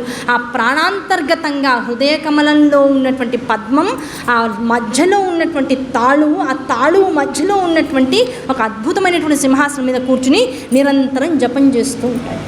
ఆ జపం చేస్తున్నటువంటి వాడు ఏం చేస్తున్నాడు? జపాన్ని ఏమండి అన్న నాకు కష్టం వచ్చిందండి అంటాం. కష్టం వచ్చిందనగానే పోన్లే అమ్మ ఈ శ్లోకం చదువుకోండి, ఇంకా మనకి శివజ్ఞానం రాకమునుపు ఏమనేది ఈ కష్టాన్ని తొలగించుకోవాలంటే ఏదో మంత్రం చదువుకుంటేనే శ్లోకం చదువుకుంటేనే కష్టం పోతుంది అనుకుంటాం. ఆ మంత్రమో శ్లోకమో ఇవ్వంగానే ఏమంటారు? ఏమంటే ఎన్నాళ్ళు చేయాలండి, రోజుకి ఎన్నిసార్లు చేయాలండి, ఎన్నాళ్ళు చేయాలి, ఎన్నిసార్లు చేయాలంటే నీకు కష్టం వచ్చిందన్నావు, కష్టం కోసం మంత్రం తీసుకున్నావు, కష్టం తీరేదాకా చేయాలి కదా, అది కూడా చెప్పాలా? ఆకలి వేసింది, అన్నం తింటున్నావు, ఎప్పటిదాకా తినాలంటే నీకు కడుపు నిండేదాకా తినవయ్యా అన్నాన్ని. కడుపు నిండా కూడా అయ్యో పెడుతున్నారు కదా అని తింటే, అవునా కదా? కనుక జపం ఎన్నాళ్ళు చేయాలి? నీ కోరిక తీరేదాకా చేయాలి, అవునా కదా? కనుక ఆ కోరిక ఎలాగైతే ఉందో ఆ కోరికని అవధరించి ఏ జపం అయితే నిరంతరం చేస్తున్నావో ఆ జపం ఇప్పుడు ఎవరి కోసం చేస్తున్నావు? ఏమంటే ప్రాణవాయువుని, ప్రాణాధార శక్తిని, ప్రాణ చైతన్యాన్ని అంటిపెట్టుకుని పక్కనే శివుడు ఉన్నట్ట. ఆ శివుణ్ణి పట్టుకోవాలంటే ఈ ప్రాణాధార శక్తిని నేను సాధన చేయాలి. ఆ ప్రాణాధార శక్తి ఎందులోంచి వస్తుంది? నా వాక్కులోంచి ఎక్కువ బయటకు వస్తూ ఉందిట, నా ఊపిరిలోంచి బయటకు వస్తూ ఉందిట. నా ఊపిరిలో ఉండి నిరంతరము నేను ఉచ్ఛ్వాస నిశ్వాసాలు చేస్తూ ఉంటే ఆ ఉచ్ఛ్వాస నిశ్వాసాలని అవధరించి ఉన్నటువంటి శివుడు నాకు తెలిసేటట్లు బయటకు వస్తున్నాడు. ఎక్కడ తెలుస్తుంది? ఏమంటే ఊపిరి పీలవడం, ఊపిరి వదలడం తెలుస్తుంది. కానీ ఎన్నిసార్లు పీలుస్తున్నావు? పుట్టినప్పటి నుంచి ఇప్పటిదాకా ఎన్నిసార్లు నువ్వు పీల్చావు? జపం ఎన్నిసార్లు చేయాలని అడుగుతున్నావు తప్ప, ఏమంటే ఇన్నాళ్ళు పుట్టాను కదా, పుట్టిన మరుక్షణం నుంచి ఇవాళ దాకా అకౌంట్ ఒక కౌంట్ కావాలి నాకని శివుడు అడిగాడు అనుకోండి. ఇగో నువ్వు ఈ కౌంట్ నాకు ఇస్తే మరుక్షణం అంబానీ అక్కడ ఉండడం నువ్వే ఉంటావు అన్నాడు అనుకోండి శివుడు. రాత్రి ఇప్పుడు 1 అవర్లో నీకు ఒక ఆఫర్ ఇస్తున్నాను, నీ కౌంట్ నువ్వు ఇంతకాలం ఈ క్షణం దాకా ఎన్ని ఊపిర్లు తీసావు, ఎన్ని ఊపిర్లు వదిలావు, నాకు లెక్క కరెక్ట్గా చెప్పన్నాడు అనుకోండి. ఇప్పుడు ఆ ఊపిరిని లెక్క పెట్టడం మన వల్ల అవుతుందా? అసలు ఊపిరిని లెక్క పెట్టగలమా? ఆ ఊపిర్లు లెక్క పెట్టలేనన్ని ఊపిర్లు నీలో ఉంచినవాడు, లెక్క పెట్టలేని ఊపిర్ల ద్వారా నీ జీవితాన్ని నిలబెడుతున్నవాడు, ఈ దేహాన్ని సమీకృతం చేస్తున్నటువంటి వాడు. ఆ దేహంతో నువ్వు ఎన్నిసార్లు ఊపిరి పీల్చి ఊపిరి వదులుతున్నావో దానివల్ల నీ ఆలోచన, నీ బుద్ధిని, మనస్సుని ఒక స్థాయికి తీసుకొస్తున్నటువంటి వాడు. అటువంటి వాడు నీ ఊపిర్లని అవతరించి పక్కన ప్రాణ చైతన్య స్వరూపంగా ఉన్నాడు అంటే ఆయన్ని పట్టుకోవడం కోసం ఇప్పుడు నువ్వేం చేయాలి? ఊపిరి ఉన్నంతకాలం ఊపిరితో పాటు శివనామాన్ని జపిస్తూ పోవాలి. అలా జపిస్తే కలిగేటువంటిది ఏమిటి? ఆ ప్రాణ చైతన్య స్వరూపుడైనటువంటి వాడు, ప్రాణాధార శక్తిగా నీలో ఉంటున్నటువంటి వాడు, ఆ పద్మాసన స్థితుడు. ఏమంటే పద్మాసన స్థిత అని అమ్మవారిని కదా అంటాం. అమ్మవారికి అయ్యవారికి తేడా ఏముందయ్యా బాబు? నీలో స్త్రీలలోనూ లోపల ప్రాణశక్తి ఉంది, పురుషులు అనబడేటువంటి వారిలోనూ ప్రాణశక్తి ఉంది, ఇప్పుడే పుట్టినటువంటి శిశువులోనూ ప్రాణశక్తి ఉంది, అక్కడ ఉన్నటువంటి అంబారావం చేస్తున్నటువంటి ఆ గోమాతలోనూ ప్రాణశక్తి. అన్నింట్లోనూ ప్రాణాధార స్వరూపుడుగా ఉన్నటువంటి వాడు మహాశివుడు ఒక్కటే. ఆ శివుణ్ణి పట్టుకోవాలి. జపస్వరూపం ద్వారా, జపయోగం ద్వారా ఆ శివుణ్ణి లోపల, ఆ జపం నేను లోపల నుంచి నాకు కాంక్ష శివ శివ శివ అన్న ప్రతిసారి ఆ శివనామం పక్కన ఎక్కడ మెలికస యొక్క మొట్టమొదటి బిందువు స్టార్ట్ అవుతుందో ఆ బిందు స్వరూపంగా నాలో ఉన్నాడయ్యా శివుడు. ఆ బిందు స్వరూపంగా ఉన్నవాడిని పట్టుకోవాలంటే ఇప్పుడు నేను శివనామం ఎన్నిసార్లు చేయాలి? ఆ బిందువు దగ్గర మనస్సు ఆగేదాకా చేయాలి. మనస్సు బిందువు దగ్గర ఆగాలి. అదేగా సమాధి స్థితి అంటే. ఆ బిందువు అక్షరంగా కనపడి, అంటే బిందువు దగ్గర నుంచి మొదలై అనేక బిందువులుగా ఒక రేఖ అయ్యి, ఆ రేఖ ఒక అక్షరంగా మారి, అక్షరము నామముగా, శబ్దముగా మారి, ఆ శబ్దము ఒక మంత్రముగా బయటకు వచ్చిన నాళ్ళు నీ మనస్సు చెలిస్తూ ఉన్నట్లే అలా శివ శివ చెలుస్తూ చెలుస్తూ చెలుస్తూ చెలుస్తూ ఒక రాయి వేసి వదిలేసావు తటాకంలో. వస్తున్నాయి తరంగాలు, వస్తున్నాయి. కొంతసేపు ఎంతసేపు అండి? వెంటనే అడుగుతాం, ఎంతసేపటికి ఆగుతుందండి ఈ తరంగాలు? నువ్వు వేసినటువంటి ఆ రాయి యొక్క విజృంభణ ఎంత స్థాయిలో ఉందో దాన్ని బట్టి, నువ్వు చేసినటువంటి కర్మల యొక్క ప్రారంధ విశేషం ఎంత ఉంటే అన్నాళ్ళు ఆ తరంగాలు నడుస్తూనే ఉంటాయి. ఆ తరంగాలు నడుస్తున్నంతసేపు నువ్వేం చేయాలి? తరంగాలు ఉన్నాయి కదండి, శివుడు బిందుస్థానంలో కనపడతాడు కదండి, ఇవి ఆగినప్పుడు చూస్తానంటే అవి ఆగేందుకు ప్రయత్నం ఏం చేయాలి? కర్మలన్నింటినీ పరమేశ్వరుడి పాదాల దగ్గర కైంకర్యం చేస్తూ పోవాలి. ఆ వచ్చినటువంటి తరంగాలన్నింటినీ కూడా పరమేశ్వరుడి యొక్క అనుగ్రహంగా స్వీకరించి పరమేశ్వర స్వరూపంగా భావిస్తూ పరమేశ్వర దర్శనాన్ని చేసే ప్రయత్నం చేయగా పరమేశ్వరుని చూస్తూ ఉంటావు. తెలియకుండానే తరంగాలు ఆగిపోతాయి. బిందువు దగ్గర సమాధి స్థితిని అనుభవిస్తూ ఉంటావు. అటువంటి స్థితిలోనే పరమేశ్వరుడు కనపడతాడయ్యా. కాదు, నువ్వు పరమేశ్వరుల్లా అలంకృతుడు అవుతావు. నువ్వు పరమేశ్వరులా దర్శింపబడతావు. ఎవరికి? నీకు నువ్వే. ప్రపంచంలో ఎవరూ నిన్ను చూడక్కర్లా, ఎవరూ టిక్ మార్క్ పెట్టక్కర్లా, 100 out of 100 మార్క్స్ వేయక్కర్లా. నీకు నువ్వు ఆనంద స్థితిని పొందేటువంటి అనుభూతిని తీసుకొచ్చుకో. అది దేని ద్వారా అవుతుంది? ఇంత స్థితి ద్వారా అవుతుంది. అంత స్థితి దేని ద్వారా వస్తుంది? ఈ లోపల హృదయ పద్మంలో ఉన్నటువంటి ఆధ్యాత్మ లింగం అనేటువంటిది ఏదైతే ఉందో దాన్ని పట్టుకుంటే వస్తుంది. ఆధ్యాత్మ లింగాన్ని పట్టుకోవాలంటే అంతర్ముఖులు అవ్వాలి. ఏమంటే అంతర్ముఖులు అవ్వడం అంత తేలిక అండి? నేను చెప్పుకున్నాం కదా, 8 రకములైనటువంటి 8 వికారాలను, 8 ప్రకృతులను కనుక జయించినట్లయితే, ఆ 8 ప్రకృతులను దాటినటువంటి వాడు ఎవడైతే ఉంటాడో, ఏమంటే 8 ప్రకృతులను దాటడం అంత ఈజీగా నేను చెప్పుకున్నాం కదండి. ఈ శ్రవణము, మననము, కీర్తనం అనేటువంటి వాటి ద్వారా నిత్యము శివ సాధన చేస్తూ, ఆ శివ సాధనలో ఎవరైతే క్రియాత్మకమైనటువంటి యోగము, తపోయోగము, జపోయోగము చేస్తూ జ్ఞానం వైపుకి ఎప్పుడైతే మనస్సుని నిలుపుతాడో అటువంటి వాడిని తెలియకుండానే శివుడు పిల్లవాడు చేపట్టుకుని నడుస్తూ ఉంటాడు. వాన పడింది, కిరికిరమనేటువంటి సౌండ్ వచ్చే శబ్దం వచ్చేటువంటి చెప్పులు వేసుకున్నాడు. వాడు కింద అడుగు పెట్టడమే బాగుంది, అమ్మ ఎత్తుకుంటానంటే వద్దంటున్నాడు. ఎత్తుకుంటానంటే వద్దని మారాన్ చేసే పిల్లవాడిని తల్లి ఏం చేస్తుంది, వేళ్ళు జాగ్రత్తగా పట్టుకుని, చేయి జాగ్రత్తగా పట్టుకుని నడిపిస్తుంటుంది. ఈ లోపల నీళ్ళ మడుగు వచ్చింది, బురద మడుగు వచ్చింది, దానిలో కాలేసాడా కొత్త షూస్ పాడైపోతాయి. అందుకని ఆవిడ ఏం చేస్తుంది, వెంటనే చెయ్యి వదిలినట్టుగా వదులుతుంది. వేళ్ళని పట్టుకుంది కదా పిల్లవాడు పడిపోకుండా, వేళ్ళని వదిలినట్టు వదులుతుంది. అయ్యో అమ్మ అని వీడు వెంటనే తలకాయెత్తుతాడు. అప్పుడు ఏం చేస్తుంది, చంక దగ్గర గట్టిగా వాడి భుజం నొప్పెట్టకుండా, చేయి నొప్పెట్టకుండా ఒక్కసారిగా వాడిని ఒడుపుగా పట్టుకుని లేపి ఆ మడుగు దాటించి అవతల నింపిస్తుంది. అవునా కాదా? వాడికి అర్థం కాదు, నన్ను ఎందుకు లేపిందమ్మ, అసలు ముందు ఎందుకు వదిలింది అర్థం కాదు. వదలడము అనుగ్రహమే, గ్రహించాల్సిన విషయం.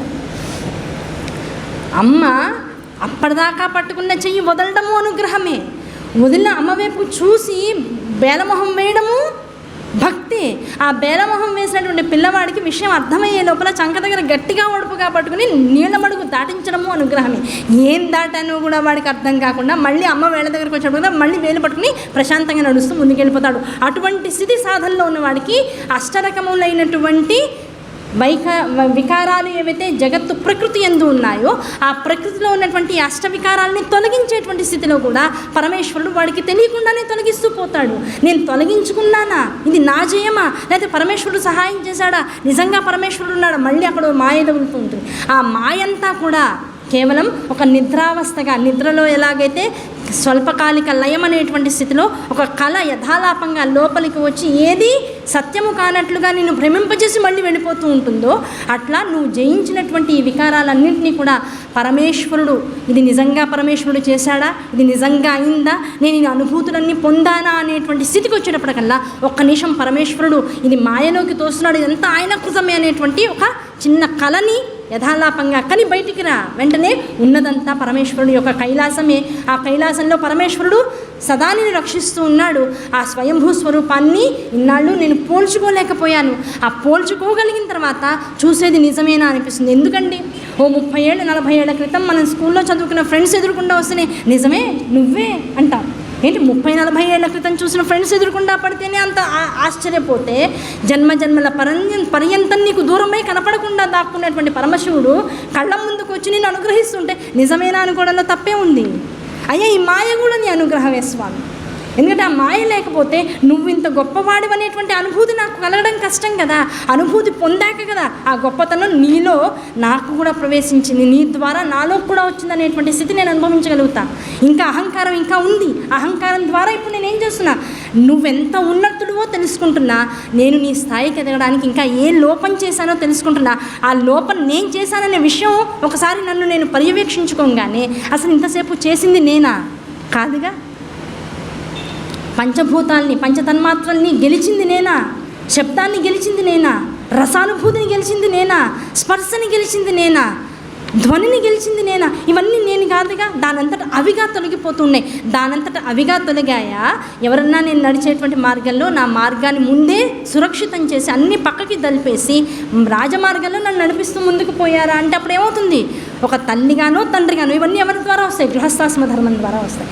నా పిల్లలకి నేను ఎంత రాజమార్గం వేశానో నా తండ్రి నా కోసం రాజమార్గం వేయడా, ఆ విషయం నాకు అర్థమైపోతే తండ్రిగా మారితే తండ్రి గుణం అర్థమవుతుంది, తల్లిగా మారితే తల్లి గుణం అర్థమవుతుంది. పిల్లవాడిగా ఉండిపోతే తల్లి యొక్క అనుగ్రహం అనేటువంటిది ఎలా ఉంటుందో అర్థమవుతుంది. ఆ చిన్నపిల్లవాడిగా తల్లిదండ్రుల యొక్క అనుగ్రహాన్ని పరిపూర్ణంగా అనుభవించిన వాడు పెద్దవాడయ్యాక ఇంత వాడిని అవడానికి కారణం తల్లిదండ్రులు అనే విషయాన్ని స్ఫురణకి తెచ్చుకుంటూ నిత్యము కృతజ్ఞతాభావంతో ఉంటాడు. ఆ కృతజ్ఞత కూడా అహంకారమే. కారణం ఏమిటి, ఆయన చేశాడు నేను అనుభవించాను అనేటువంటి ద్వంద్వభావన ఇంకా ఉంది. ఆ ద్వంద్వంలోంచి అద్వైత స్థితికి వెళ్ళిపో. ఆ అద్వైత స్థితికి నేను చేర్చేదేమిటి, సాయుధ్యముక్తి మాత్రమే. ఆ సాయుధ్యముక్తిని నువ్వు పొందాలి. ఎలా వస్తుందండి నాకు సాయుధ్యముక్తి? లోపల ఉన్నటువంటి హృత్పద్మ కమలంలో ఉన్నటువంటి ఆ సర్వేశ్వరుణ్ణి కొలుస్తూ పో. ఆవిడ వెంటనే ఏమండి నేను ఏదో ఈజీగా అందరూ కైవల్యం పొందుతారు, కాస్త అందరికీ ఈజీగా ఉంటుంది, మీరు ఇన్ని రకాల సదాచార నిష్టలు చెప్తుంటే అందరూ కష్టపడుతున్నారని కదా మీకేమి ఇష్టం అని అడిగాను. మీరు ఇంత కష్టమైన విషయం చెప్పి అంతర్ముఖుడు వైపో లోపలికి వెళ్ళిపో, ప్రాణం మధ్యలో పక్కనే ఉన్నటువంటి శివుణ్ణి పట్టుకో అంటే అది నిలపగలిగితే అసలు మీ గైడెన్స్ ఎందుకు? ప్రతివాడు మిమ్మల్ని ఈజీగా పట్టేసుకుంటాడు. నేనేదో కాస్త సులువుగా పోదామంటే మీరు ఇంకా కష్టసాధ్యం చేసేసారు విషయాన్ని అంటే వెంటనే శివుడు అదే మాట్లాడారు. అది నిజం. ఏం నిజం? నువ్వు నాకేది ఇష్టం అని అడిగావు, ఏది సులభం అని అడగల, అంతే కదా. శివుడికి ఏది ఇష్టం? ప్రశాంతంగా కూర్చోవడం ఇష్టం, జపం చేసుకుంటూ ఉండడం ఇష్టం, అంతర్ముఖుడైపోయి ఉండడం ఇష్టం. అలా ఉన్నవాడిని ఉన్నదించిందా అమ్మవారు? ఏమడిగింది? శివశక్త్యాయుక్తో యది భవతి సిక్త ప్రభావితం. అయ్యా నువ్వు అనేకం కావాలి, ఇలా ఉండిపోతే ఎట్లా, నిన్ను తెలుసుకునేవాడు ఉండద్దా అని. అయ్యా నన్ను తెలుసుకునేవాడు ఉంటే ఏం లాభం, నాలో నేను రమిస్తున్నాను కదా అన్నాడు. కాదు నువ్వు అనేకం అవ్వాలంది. అనేకం అయిపోయాడు, ప్రపంచంగా మారిపోయాడు. ప్రపంచంలో అయ్యా ఇంత అనేకమైనటువంటి జగత్తుకి హవిస్సు ఉండాలి కదా, హోమగుండం రగిలింది, అందులో హవిస్సు పడాలి. కింద 4 ఆవరణల్లో హోమగుండం వచ్చిందట శివచక్రాల్లో. పైనుంచి 5 పంచస్వరూపాలుగా, పంచతన్మాత్రలుగా, పంచభూతాలుగా, పంచేంద్రియాలుగా, పంచ కర్మేంద్రియాలుగా, జ్ఞానేంద్రియాలుగా, ఇవన్నిటిగా పంచస్వరూపంలో ఉన్నటువంటి ప్రకృతి తత్వం అంతా కూడా హవిర్భాగంగా అయ్యవారిలోకి పడుతూ 5 శక్తి చక్రాలుగా ఉందట. ఆ శివ శక్తి చక్రాలు కలిగితే మొత్తం శ్రీచక్రం, అదే ప్రపంచం యొక్క అసలైన రచన. ఈ రచన అంతటికీ మూలాధారం ఏమిటి? అమ్మవారి యొక్క సంకల్పం. ఆ సంకల్పం ఎవరి మనసులో జనింపజేసింది? అయ్యవారి మనసులో జనింపజేసింది. అమ్మ నువ్వు నన్ను ఏమడిగావు? నాకు ఇష్టమైంది ఏంటో అడిగావు. నాకు ఇష్టమైంది ఏంటంటే ఆధ్యాత్మలింగ దర్శనం. ఆ లింగానికి నువ్వు చేసేటువంటి పూజ నాకు ఇష్టం. అది నువ్వన్నట్లుగా కష్టసాధ్యం, అసాధ్యం మాత్రం కాదు. ఎవడైతే ఆధ్యాత్మలింగాన్ని పట్టుకోగలిగి దాని ద్వారా నన్ను చేరాలనుకుంటాడో అటువంటి వాడికి అది కష్టసాధ్యం, కష్టంతో సాధ్యమయ్యేటువంటి విషయమే, కానీ అసాధ్యం, చేరుకోలేనటువంటి విషయం మాత్రం కాదు. అది నువ్వు గట్టిగా కనుక పట్టుకుంటే ఆ కష్టసాధ్యమైనటువంటి దాన్ని కష్టం నా మీద వేసేయి, సాధన నువ్వు చేయి. అదే మాట చెప్తున్నాను. కష్టం నాదయ్యా, నేను నడుస్తా. పిల్లవాడిని ఏం చెప్తాము? అయ్యా మా అబ్బాయి నాకు కనుక కొడుకు పుడితే, సరే కొడుకు వయసు దాటిపోయింది, నాకు మనవడు పుడితే ఆ మనవాడిని భుజాల మీద వేసుకుని అలిపిరి నుంచి పైదాకా వచ్చి నీ దర్శనం చేయిస్తాను దండం పెట్టుకున్నావు. ఇప్పుడు ఏమైంది? పిల్లవాడిని ఏం చేయాలి? ఎత్తుకోవాలి. ఎంతసేపు ఇలా ఎత్తుకుంటావు? ఓ నిమిషం ఇలా ఎత్తుకుంటావు, కొన్ని నిమిషం ఇలా చివరికి విసిగిపోయి ఏం చేస్తావు? భుజాల మీద ఎత్తేసుకుంటావు. అక్కడైతే కాస్త బరువు, ఎంత బరువు అయినా సరే, ఎన్ని మెట్లైనా సరే ఎక్కగలిగేటువంటి శక్తి అక్కడ ఉంటుంది. ఇప్పుడు ఏమైంది? కష్టం ఎవరిది? ఎవడు సంకల్పించి నిన్ను ఉద్ధరించాలనుకున్నాడో, నువ్వు తందాకా వస్తే నీవుగా మార్చుకుందాం అనుకున్నాడో, కష్టం వాడిది. అవునా కదా? ఆ కష్టం వాడినప్పుడు నువ్వు చేయాల్సిందేమిటి? ఆ ఎత్తుకున్నంతసేపు కుదురుగా కూర్చుని ఏడవకుండా, విసిగిపోకుండా, అది కావాలి ఇది కావాలని మారం పెట్టకుండా కూర్చున్న చోట ప్రశాంతంగా సాధన చేస్తూ కూర్చుంటే ఇప్పుడు ఏమైంది? కష్టం అయిందైంది, సాధన నీదైంది. కష్టసాధ్యమైనటువంటి విషయంగా ఆధ్యాత్మిక దర్శనం నీకు అయిపోతూ ఉంటుంది. ఆధ్యాత్మిక లింగ దర్శనం చేసిన వాడేమవుతాడు? స్వయం శివుడైపోతాడు. కనుక పరమేశ్వరుడికి ఇప్పుడు కావాల్సిందేంటి? నువ్వు శివుడిగా మారడం కావాలి. ఈ జన్మకి సార్థకత ఏంటి? అయ్యా నువ్వు శివుడిగా మారిపో. ఆ సాధన నువ్వు సార్థకత చేసుకునేటువంటి స్థితి నీకు వచ్చేదాకా, ఆ జ్ఞానం నీకు లభించేదాకా జన్మ తర్వాత జన్మ, జన్మ తర్వాత జన్మ, ఎన్ని జన్మలైనా అనుభవిస్తూనే పోతావు. ఆ చక్రం తిరుగుతూనే ఉంటుంది. ఆపదలుచుకున్నావా? చక్రధారి అయినటువంటి శివుణ్ణి పట్టుకోవయ్యా. 2 ఉన్నారు చక్రధారులు. ఒక చక్రధారి కనపడకుండా ఉండి చక్రాన్ని తిప్పుతున్నాడు. ఇంకో చక్రధారి మనం అనుభవించేటువంటి కర్మలన్నింటికీ సాక్షిభూతుడుగా చక్రాన్ని చేతిలో పెట్టుకుని తిప్పుతున్నాడు. ఇద్దరు కూడా చక్రం తిప్పుతున్నారే తప్ప ఇద్దరూ కనపడట్లేదు. ఆయన విభూతి ధరిస్తాడు, ఈయన విభూతి ధరిస్తాడట. ఆయన ధరించే విభూతి ఏంటి? అయ్యా మా శివుడు ధరించే విభూతి ఏమిటో తెలుసా? సృష్టి స్థితి లయాలు మొత్తం అంతా అయిపోయాక, తిరోధాన అనుగ్రహాలు కూడా అయిపోయిన తర్వాత, అనుగ్రహం అనేటువంటి అసలు స్థితి వచ్చిన తర్వాత, మొత్తం ప్రపంచాన్ని లయం చేసుకునేటువంటి సమయంలో మహాప్రళయాగ్నిని రగులుస్తాడట. ఆ మహాప్రళయాగ్ని రగిలిన సమయంలో ఉన్నదంతా ఏమైపోతుంది? ఎవరైనా అడిగితే సరదాగా అంటారు, ఏమండి ఇది ఎంత అండి, భలే బాగుందండి అంటే, నా బొంద బూడిద ఏముంది ఇందులో. విభూతి అని ఆధ్యాత్మిక పరంగా అంటాం, దాని పట్ల దైవ భావన కనుక ఉంటే అంటాం. ఆధ్యాత్మిక భావన, దైవ భావన లేనప్పుడు ఏముంటుంది? అంతా బూడిదే అనిపిస్తుంది. ప్రపంచం అంతా ఇప్పుడు ఏమైపోయింది? బూడిదగా మారిందట. మొత్తం సృష్టి స్థితి లయ తిరోధాన అనుగ్రహములు అనేటువంటి పంచకృత్యములు అయిపోయిన తర్వాత ప్రపంచమంతా కూడా బూడిదైపోయింది. ఆ బూడిదైపోతే ఇప్పుడు ఏమైంది? ఆ బూడిదలో ఏమున్నాయి? లెక్కలు ఉన్నాయి, అకౌంట్స్ ఉన్నాయి. ఏం అకౌంట్స్ ఉన్నాయి? నెక్స్ట్ ఎవరికి ఏ జన్మ ఇవ్వాలి, ఎవడు ఎంత అనుభవించాలి, ఈ లెక్కలన్నీ అందులో ఉన్నాయి. ఇప్పుడు ఆ లెక్కను ఏం చేయాలి? దాచుకోవాలి. అందుకని శివుడు ఏం చేశాట? మొత్తం శరీరం అంతా పూస్తూ ఉంటే ఏమైంది? ఆ పూసేటప్పుడు ఇప్పుడు చూడండి, మనం కూడా పొద్దున్నే ఇప్పుడు ప్రవచనానికి రావాలంటే ఏం చేస్తాం? కాస్త పౌడర్ రాయాలి కదా, బాగుండదు కదా, రాస్తాం. ఎంత జాగ్రత్తగా రాసినా నేల మీద, ఒంటి మీద పడకుండా ఉందా? ఈయన ఒంటికి రాసుకోగా కింద పడిందిట. ఆ కింద పడిందంతా వృధా పోతే ఎట్లా? ఈయన కర్మ ప్రారంధవశాత్ మొత్తం జగత్తునంతా నడిపితే, ఆ కర్మ ప్రారంధవశాత్తుగా ఉన్నటువంటి జగత్తునంతా కూడా సాక్షిభూతంగా నడిపించేటువంటి స్థితికారకుడు ఒకడు ఉన్నాడు. ఆయన ఏం చేశాడు? ఆ విభూతినంతా కూడా చుట్టలో చుట్టేసి దాని మీద శుభ్రంగా పడుకున్నాడు. Locker management. నువ్వు పడ్డ వాటిని కూడా నేను వదలనయ్యా బాబు. వీడు బాగుపడాలని రాసుంది. ఎప్పుడు బాగుపడతాడు? ఇవాళ పొద్దున నిద్ర లేచి ఇవాళ కూడా పూజ చేసి ఇవాళ కూడా శివప్రసాదాన్ని తీర్థంగా స్వీకరించి ఆ శివుడికి చివరికి చక్కగా ఆయన మీద పెట్టినటువంటి ఒక శివ అనుగ్రహంగా ఉన్నటువంటి ఒక పూజా ద్రవ్యాన్ని, ఒక పుష్పాన్ని, బిల్వదళాన్ని తీసుకుని హృదయానికి కత్తుకుని, నాయన ఇంతసేపు ఎదురుకుండా ఉన్నటువంటి ఒక ధాతువులో నిన్ను ఆవాహన చేసుకుని ప్రాణప్రతిష్ఠ చేసుకుని నిన్నుగా భావించి నేను పూజించాను. ఇప్పుడు ఆ శక్తిని అంతా ఎందులోకి తీసుకుంటున్నాను? నాలోకి తీసుకుంటున్నాను. ఈ నాలోకి తీసుకున్నానంటే ఇప్పుడు అర్థం ఏమిటి? నువ్వు నాలో ఉన్నావు అని భావించి ఎవడైతే ఇవాళ పూజ చేస్తాడో అటువంటి వాడికి పూజ చేసిన తత్క్షణమే, ప్రసాదం తీసుకున్న తక్షణమే, నేను శివుడి ఆజ్ఞతోనే ఇంత చేసుకుంటున్నాననేటువంటి తాదాత్మ్యత ఉన్నటువంటి వాడికి తక్షణమే మోక్షం ఇస్తానని శివుడు తన అకౌంట్స్లో రాసుకున్నాడు. ఈయనేం చేస్తాడు? అంత తొందరగా మోక్షం ఎలాగా? పోయిన జన్మలో ఇంటి ముందుకి శంకరాచార్య వారు వచ్చిన 4 ఇళ్ళు దాటి 5వ ఇంటికి వెళ్తే కదా అమలకం వచ్చింది, ఎండిపోయినటువంటిది. ఆ ముందర ఉన్నటువంటి 4 ఇళ్ళ వాళ్ళు ఇవ్వలేదు కదా. ఆ 4 ఇళ్లలో ఎవడో ఒకడు వీడు నాకేం ఇవ్వలేదు, ఆ ఇవ్వని దాన్ని కూడా పెట్టాలి కదా. అందుకని వాడు పొద్దున్న లేవంగానే ఏం చేస్తాడు?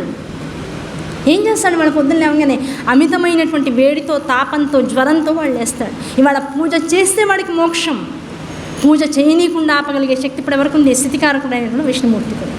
అవునా కదా? ఈయన ఆపేశాడు. దాంతో ఇవాళ పూజ జరగల. పూజ చేసుంటే మోక్షం. ఆగిపోయినంత వరకు ఏమైపోయింది?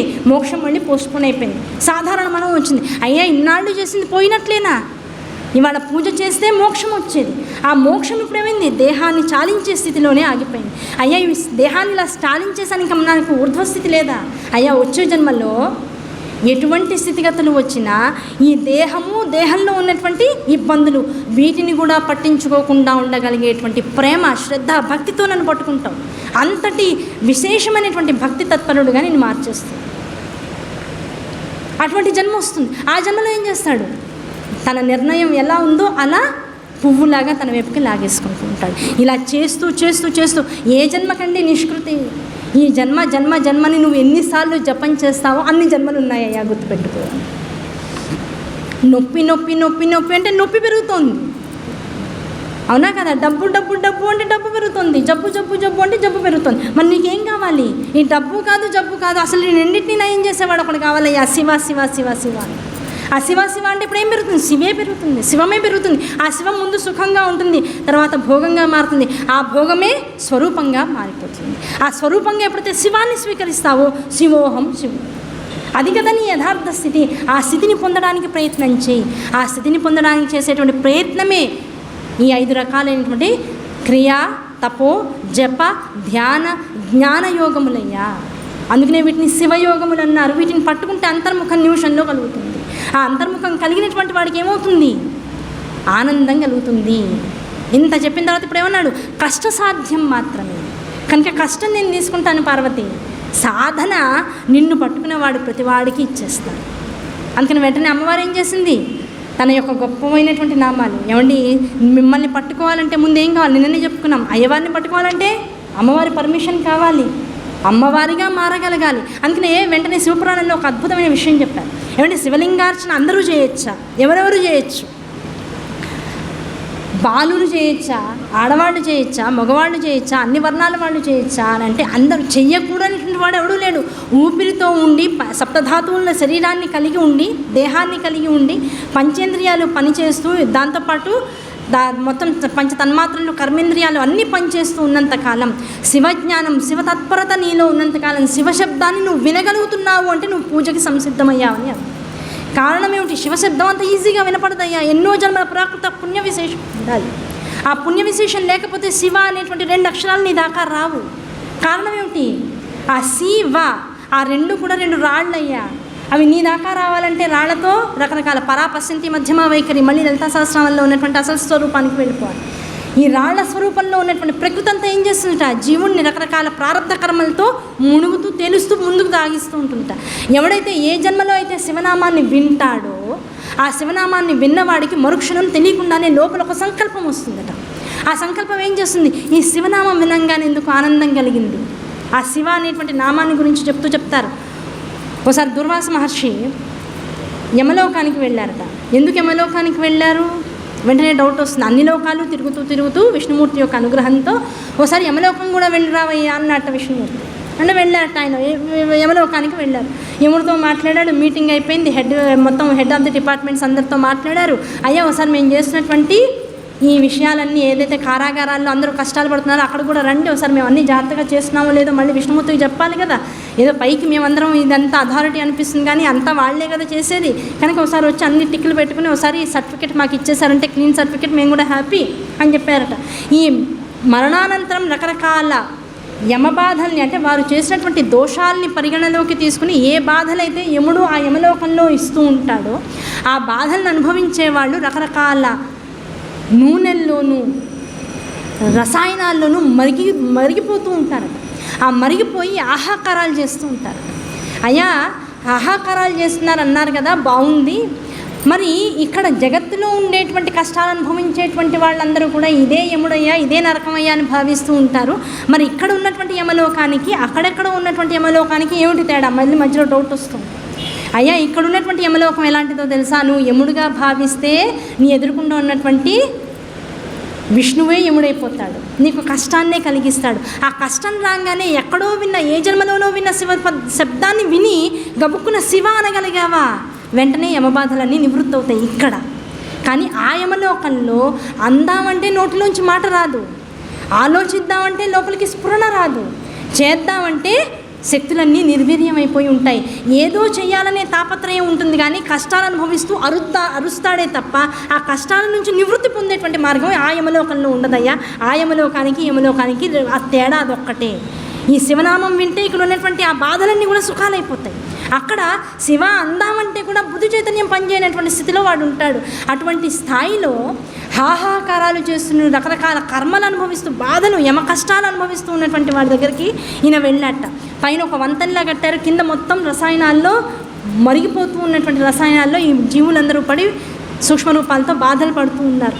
ఆ బాధలు పడుతున్నటువంటి వారందరి దగ్గరికి వెళ్ళి ఇలా చూస్తున్నట్ట దుర్వాస మహర్షి. చూస్తుంటే ఒక్కసారిగా హాహాకారాలన్నీ ఆగిపోయినాయట. సరే యముడు వీళ్ళందరూ భటులందరూ కూడా కాస్త ఆశ్చర్యపోయారు, ఏమిటి ఇంతవరకు అరుస్తున్నారు, ఇప్పుడు ఏమిటి గబుక్కున్న అరుపులన్నీ ఆగిపోయినాయి అనుకున్నాను. ఈయన ఏమన్నా మళ్ళీ ఈ చెకప్ లిస్ట్లో మళ్ళీ వీళ్ళు సరిగా అరవట్లేదు, వీళ్ళు సరిగా శిక్షలు ఇవ్వట్లేదని ఏమన్నా పెట్టేస్తాడేమో అని బెంగతో ఏమన్నా ఎందుకు ఆగిపోయిందని ఏమో నాకు తెలియదని నవ్వేసి ముందుకు నడిచాట దుర్వాస మహర్షి. ఆ వెంటనే దాటి అవతలకి వెళ్తే వేరే వింగ్లోకి వెళ్ళిపోతాడు. వెంటనే లోపల నుంచి ఉన్నవాళ్ళు చూస్తున్నారు, పైన చూస్తూ ఆయన రాగానే ఉన్నట్లుండి వాళ్ళ బాధ అంతా కూడా శమించిపోయిన నడుస్తూ ఉంటే మళ్ళీ బాధల లోపల నుంచి స్టార్ట్ అయినాయి, మరుగుతున్నటువంటి భావన స్టార్ట్ అయింది. వెంటనే అన్నట్టు స్వామి ఒక్క నిమిషం, ఇంకొక్క నిమిషం ఉండండి ఇక్కడ బాగుంది, ఇంకొక నిమిషం ఉండండి ఇక్కడ బాగుంది అంటే ఇంకో నిమిషం ఉన్నట్ట మళ్ళీ నడిచి వెళ్ళిపోవాలిగా, కాలం తన పని తను చేసుకుంటూ పోవాలిగా, ముందుకు వెళ్ళిపోయాట. అప్పుడు యముడు వచ్చి రహస్యంగా అడిగాట, స్వామి ఏమిటి రహస్యం ఏమిటి, మీరు ఉంటే వాళ్ళందరూ ఇంకా ఉండమంటున్నారు, వాళ్ళ హాహాకారాలు తగ్గిపోయినాయి అంటే వెంటనే అన్నట్ట, అయ్యా నీకు విషయం తెలిసేదా, నా శరీరం అంతా ఏముంది,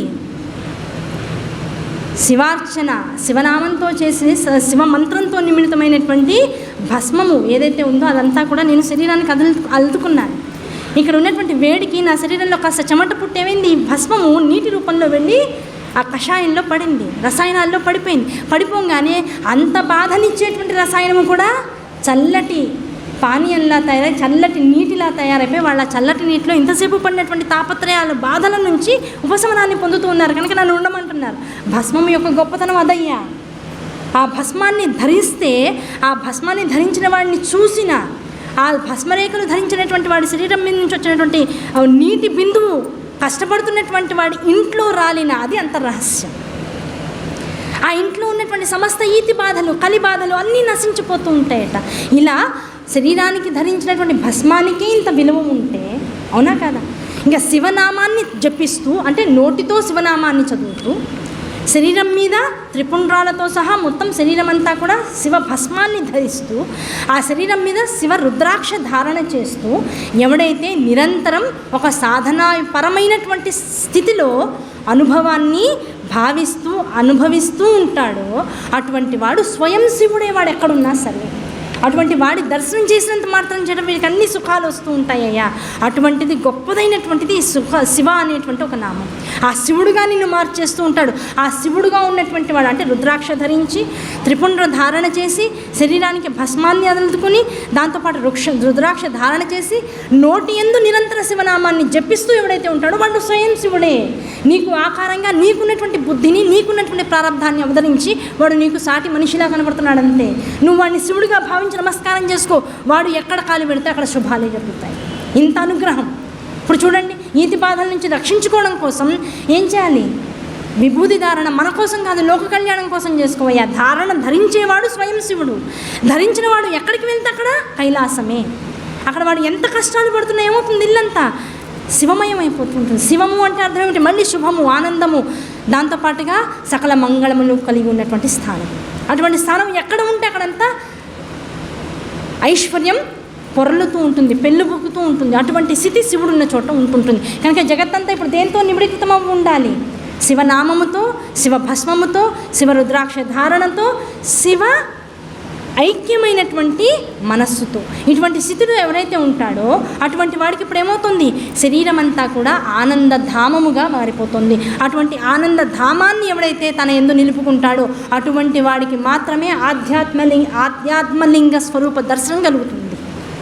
నిజం చెప్పాలంటే ఇన్నింటితోనూ తాదాత్మ్యత చెందినవాడు శివుడైనప్పుడు, జాగ్రత్తగా మనం ఇంకా విచారణ చేయాలి. ఇన్నింటినీ ధరించిన వాడు శివుడైనప్పుడు ఇంకా వాడికి శివభావన ఉన్నట్లేగా. వాడు శివుడిగా కనపడతాడా? కనపడ్డా అది మన మన మన కర్మవశాత్తు జరుగుతుంది. వాడు స్వయం శివుడైపోయినాడు. ఇప్పుడు ఎవరికి అనుగ్రహం? మనం త్రిపుండ్రాలు ధరించడం ద్వారా, రుద్రాక్ష ధరించడం ద్వారా, ఒక సాధన చేస్తూ ఉండడం ద్వారా, నోటి యందు నామజపం జరుగుతూ ఉండడం ద్వారా ఇప్పుడు ఎవరికి శుభం? వీడికి ఆల్రెడీ శుభం జరిగిపోయింది. వీడు శివమైనాడు. శివమైన వాడు శుభంకరుడుగా ఎప్పుడు మారుతాడు?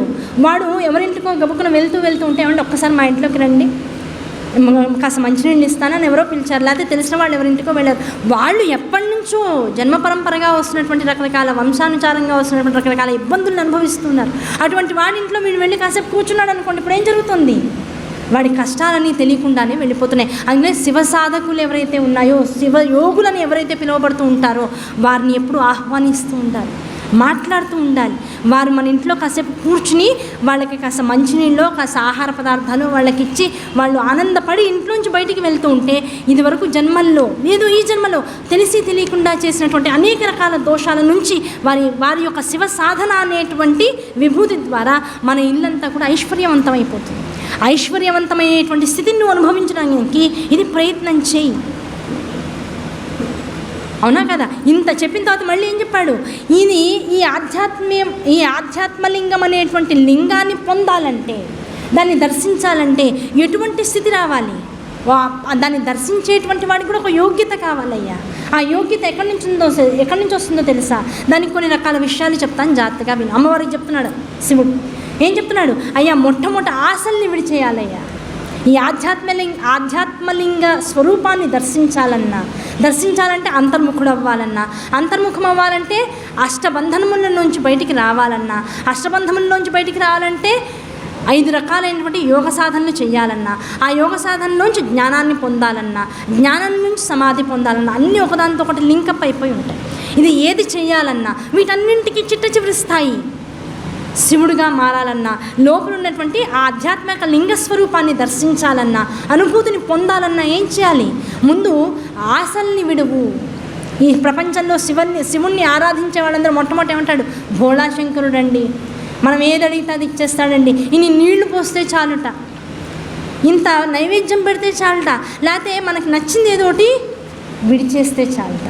ఆ నచ్చింది ఏం విడవాలి అది మాత్రం ఎవరికి తెలియదు. నాకు ఫలానా వస్తువు అంటే వంకాయ అంటే చాలా ఇష్టం అండి, అసలు ఇంట్లో వంకాయ వండుకోవడం కాదు, అసలు ప్రపంచంలోనూ వంకాయ గురించే మాట్లాడుకుంటూ ఉంటాను, ఇవాళ నుంచి వంకాయ శివుడి కోసం వదిలేస్తానంటే అయిపోతుందా? వంకాయ వదిలేసినంత మాత్రం చేత నీకు శివుడు అనుగ్రహిస్తాడా? కాదు.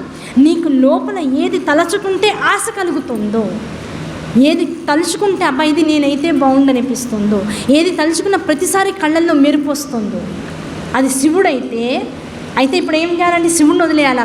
కాదు, నువ్వు శివుడికి అతిరిక్తంగా ఉన్నావు, వేరనేటువంటి భావన వదిలేవయ్యా. అక్కడి నుంచి మొదలెడితే నేను శివుడికి అన్యముగా ఉంటేనేగా శివుడిని చూస్తే కళ్ళు మెరుస్తాయి. నేను శివుడుగా ఉన్నాను, శివుడు ఇంకా దేన్ని చూసి కళ్ళు మెరుస్తాయి? మొత్తం మెరుపేగా ఉన్నది. నేను శివుడిగా మారిపోయాక నేను మెరుపుగా ఉన్నాను. మెరుపుని చూసి ఆనందిస్తుందా, మెరుపుని చూసి బాధపడుతుందా? కనుక నేను శివుడిని అవ్వాలి అంటే శివుడిని చూసి కళ్ళు మెరిసాయి. అబ్బా శివుడిగా మారాలనే కోరిక అన్నింటికన్నా చివరి కోరిక కదండి. నాకు ఒక్క కోరిక ఉంది, ఇంకా నేనున్న లౌకికమైన భౌతికమైన కోరికలన్నీ నేను వదిలేసేసాను. ఆశలు విడిచేయమన్నాడు కదా శివుడు, వదిలేసేసా. ఇంకా నాకున్న కోరిక ఏమిటి? శివుణ్ణి పట్టుకోవడమే. అంటే ఇక్కడ శివుడు ప్రశ్నించేది ఏమిటి? శివుణ్ణి పట్టుకోవాలని ఆశలన్నీ వదిలేశానన్న తర్వాత కూడా శివుడు వేరు నువ్వు వేరు అనేటువంటి మాయలోనే ఉన్నావు. నన్ను పట్టుకోవాలనుకుంటున్నావు తప్ప నువ్వు నేననే భావనలోకి ఇంకా నువ్వు రావట్లేదు. పట్టుకుంటే దొరకను నేను. నువ్వుగా నేనుగా నువ్వు ఉంటే నీలో ఉండిపోతాను, నువ్వుగా మారిపోతాను. అవునా కదా? నీలో ఉన్నటువంటి నన్ను తెలుసుకో. అసలు నువ్వు నేను ఒకటే అనే భావనలోకి రావయ్యా. ఆశ వదలడం అంటే ఇప్పుడు ఎంత దాకా వెళ్ళాలి? వంకాయ కూర దగ్గర నుంచి శివుడు అవ్వాలనే కోరిక దాకా ప్రతి ఆశని వదిలేయాలి. అన్ని ఆశల్ని వదిలిస్తే దొరికేది ఏంటి? నువ్వు ఏది వదిలావో అదే దొరుకుతుంది. అర్థమవుతుందా? ఏది వదిలావో. ఇప్పుడు వదలడం అంటే దేన్ని అంటాం? ఏమంటే వదలడం అంటే ఫస్ట్ అర్థం ఏమిటంటే సేవింగ్స్ అంటాం. నాకు వచ్చేటువంటి 1 లక్ష రూపాయల ఆదాయంలో పిల్లల్ని ప్లాన్ చేస్తున్నా, లేకపోతే పెళ్లి చేసుకోవాలని ప్లాన్ చేస్తున్నా, లేకపోతే ఏదో పెద్ద ప్రాజెక్ట్ ప్లాన్ చేస్తున్నా, ఒక ఇల్లు కొనుక్కోవాలనుకున్నా. ఏం చేస్తా ఇవాళ నుంచి? నాకున్న సంపాదన ఇవాళంటే దిక్కుమాల లోన్లు వచ్చేసి ఎక్కడ పడితే అక్కడల్లా లోన్లు ఇచ్చేస్తున్నారు. కానీ ఒకప్పుడు నిజంగా ఏదన్నా ఒకటి సాధించాలంటే దానికోసం రూపాయి వెనకాల వేసుకోవాలి. ఆ వెనక వేసుకోవడం అంటే ఏమిటి? నీకున్న సుఖంలో కొంత త్యాగం చేయడం. అవునా కదా? అంటే ఆశని తగ్గించుకుంటూ పోవడం. అలా ఆశను తగ్గించుకుంటూ పోతే ఏమవుతుంది? ధనం ఆగుతుంది. దాన్ని ఒక విశేషమైనటువంటి క్రతువు కోసం వాడుతున్నావు. నీ సుఖాన్ని త్యాగం చేస్తున్నావు. పిల్లలు పుట్టారు, శరీర సుఖము, మానసిక సుఖాలు, రకరకాలైనటువంటి భౌతిక సుఖాన్ని వదిలేస్తున్నావు. పిల్లల కోసం రకరకాల త్యాగాలు చేస్తున్నావు. ఆ త్యాగాలు చేయడం వల్ల ఏమవుతుంది? పిల్లలకి ఆ త్యాగం ద్వారా వచ్చేటువంటి సుఖానుభూతి అనుభవించేటువంటి యోగ్యత వాళ్ళకి ప్రాప్తమవుతుంది. కనుక దేన్ని త్యాగం చేస్తున్నావో కొన్నాళ్ళు అయ్యాక ఏమవుతావు? ఎప్పుడోనండి మా నాన్నగారు రూపాయి ఖర్చు పెట్టి ఇంత గొప్పగా ఇల్లు కట్టారు.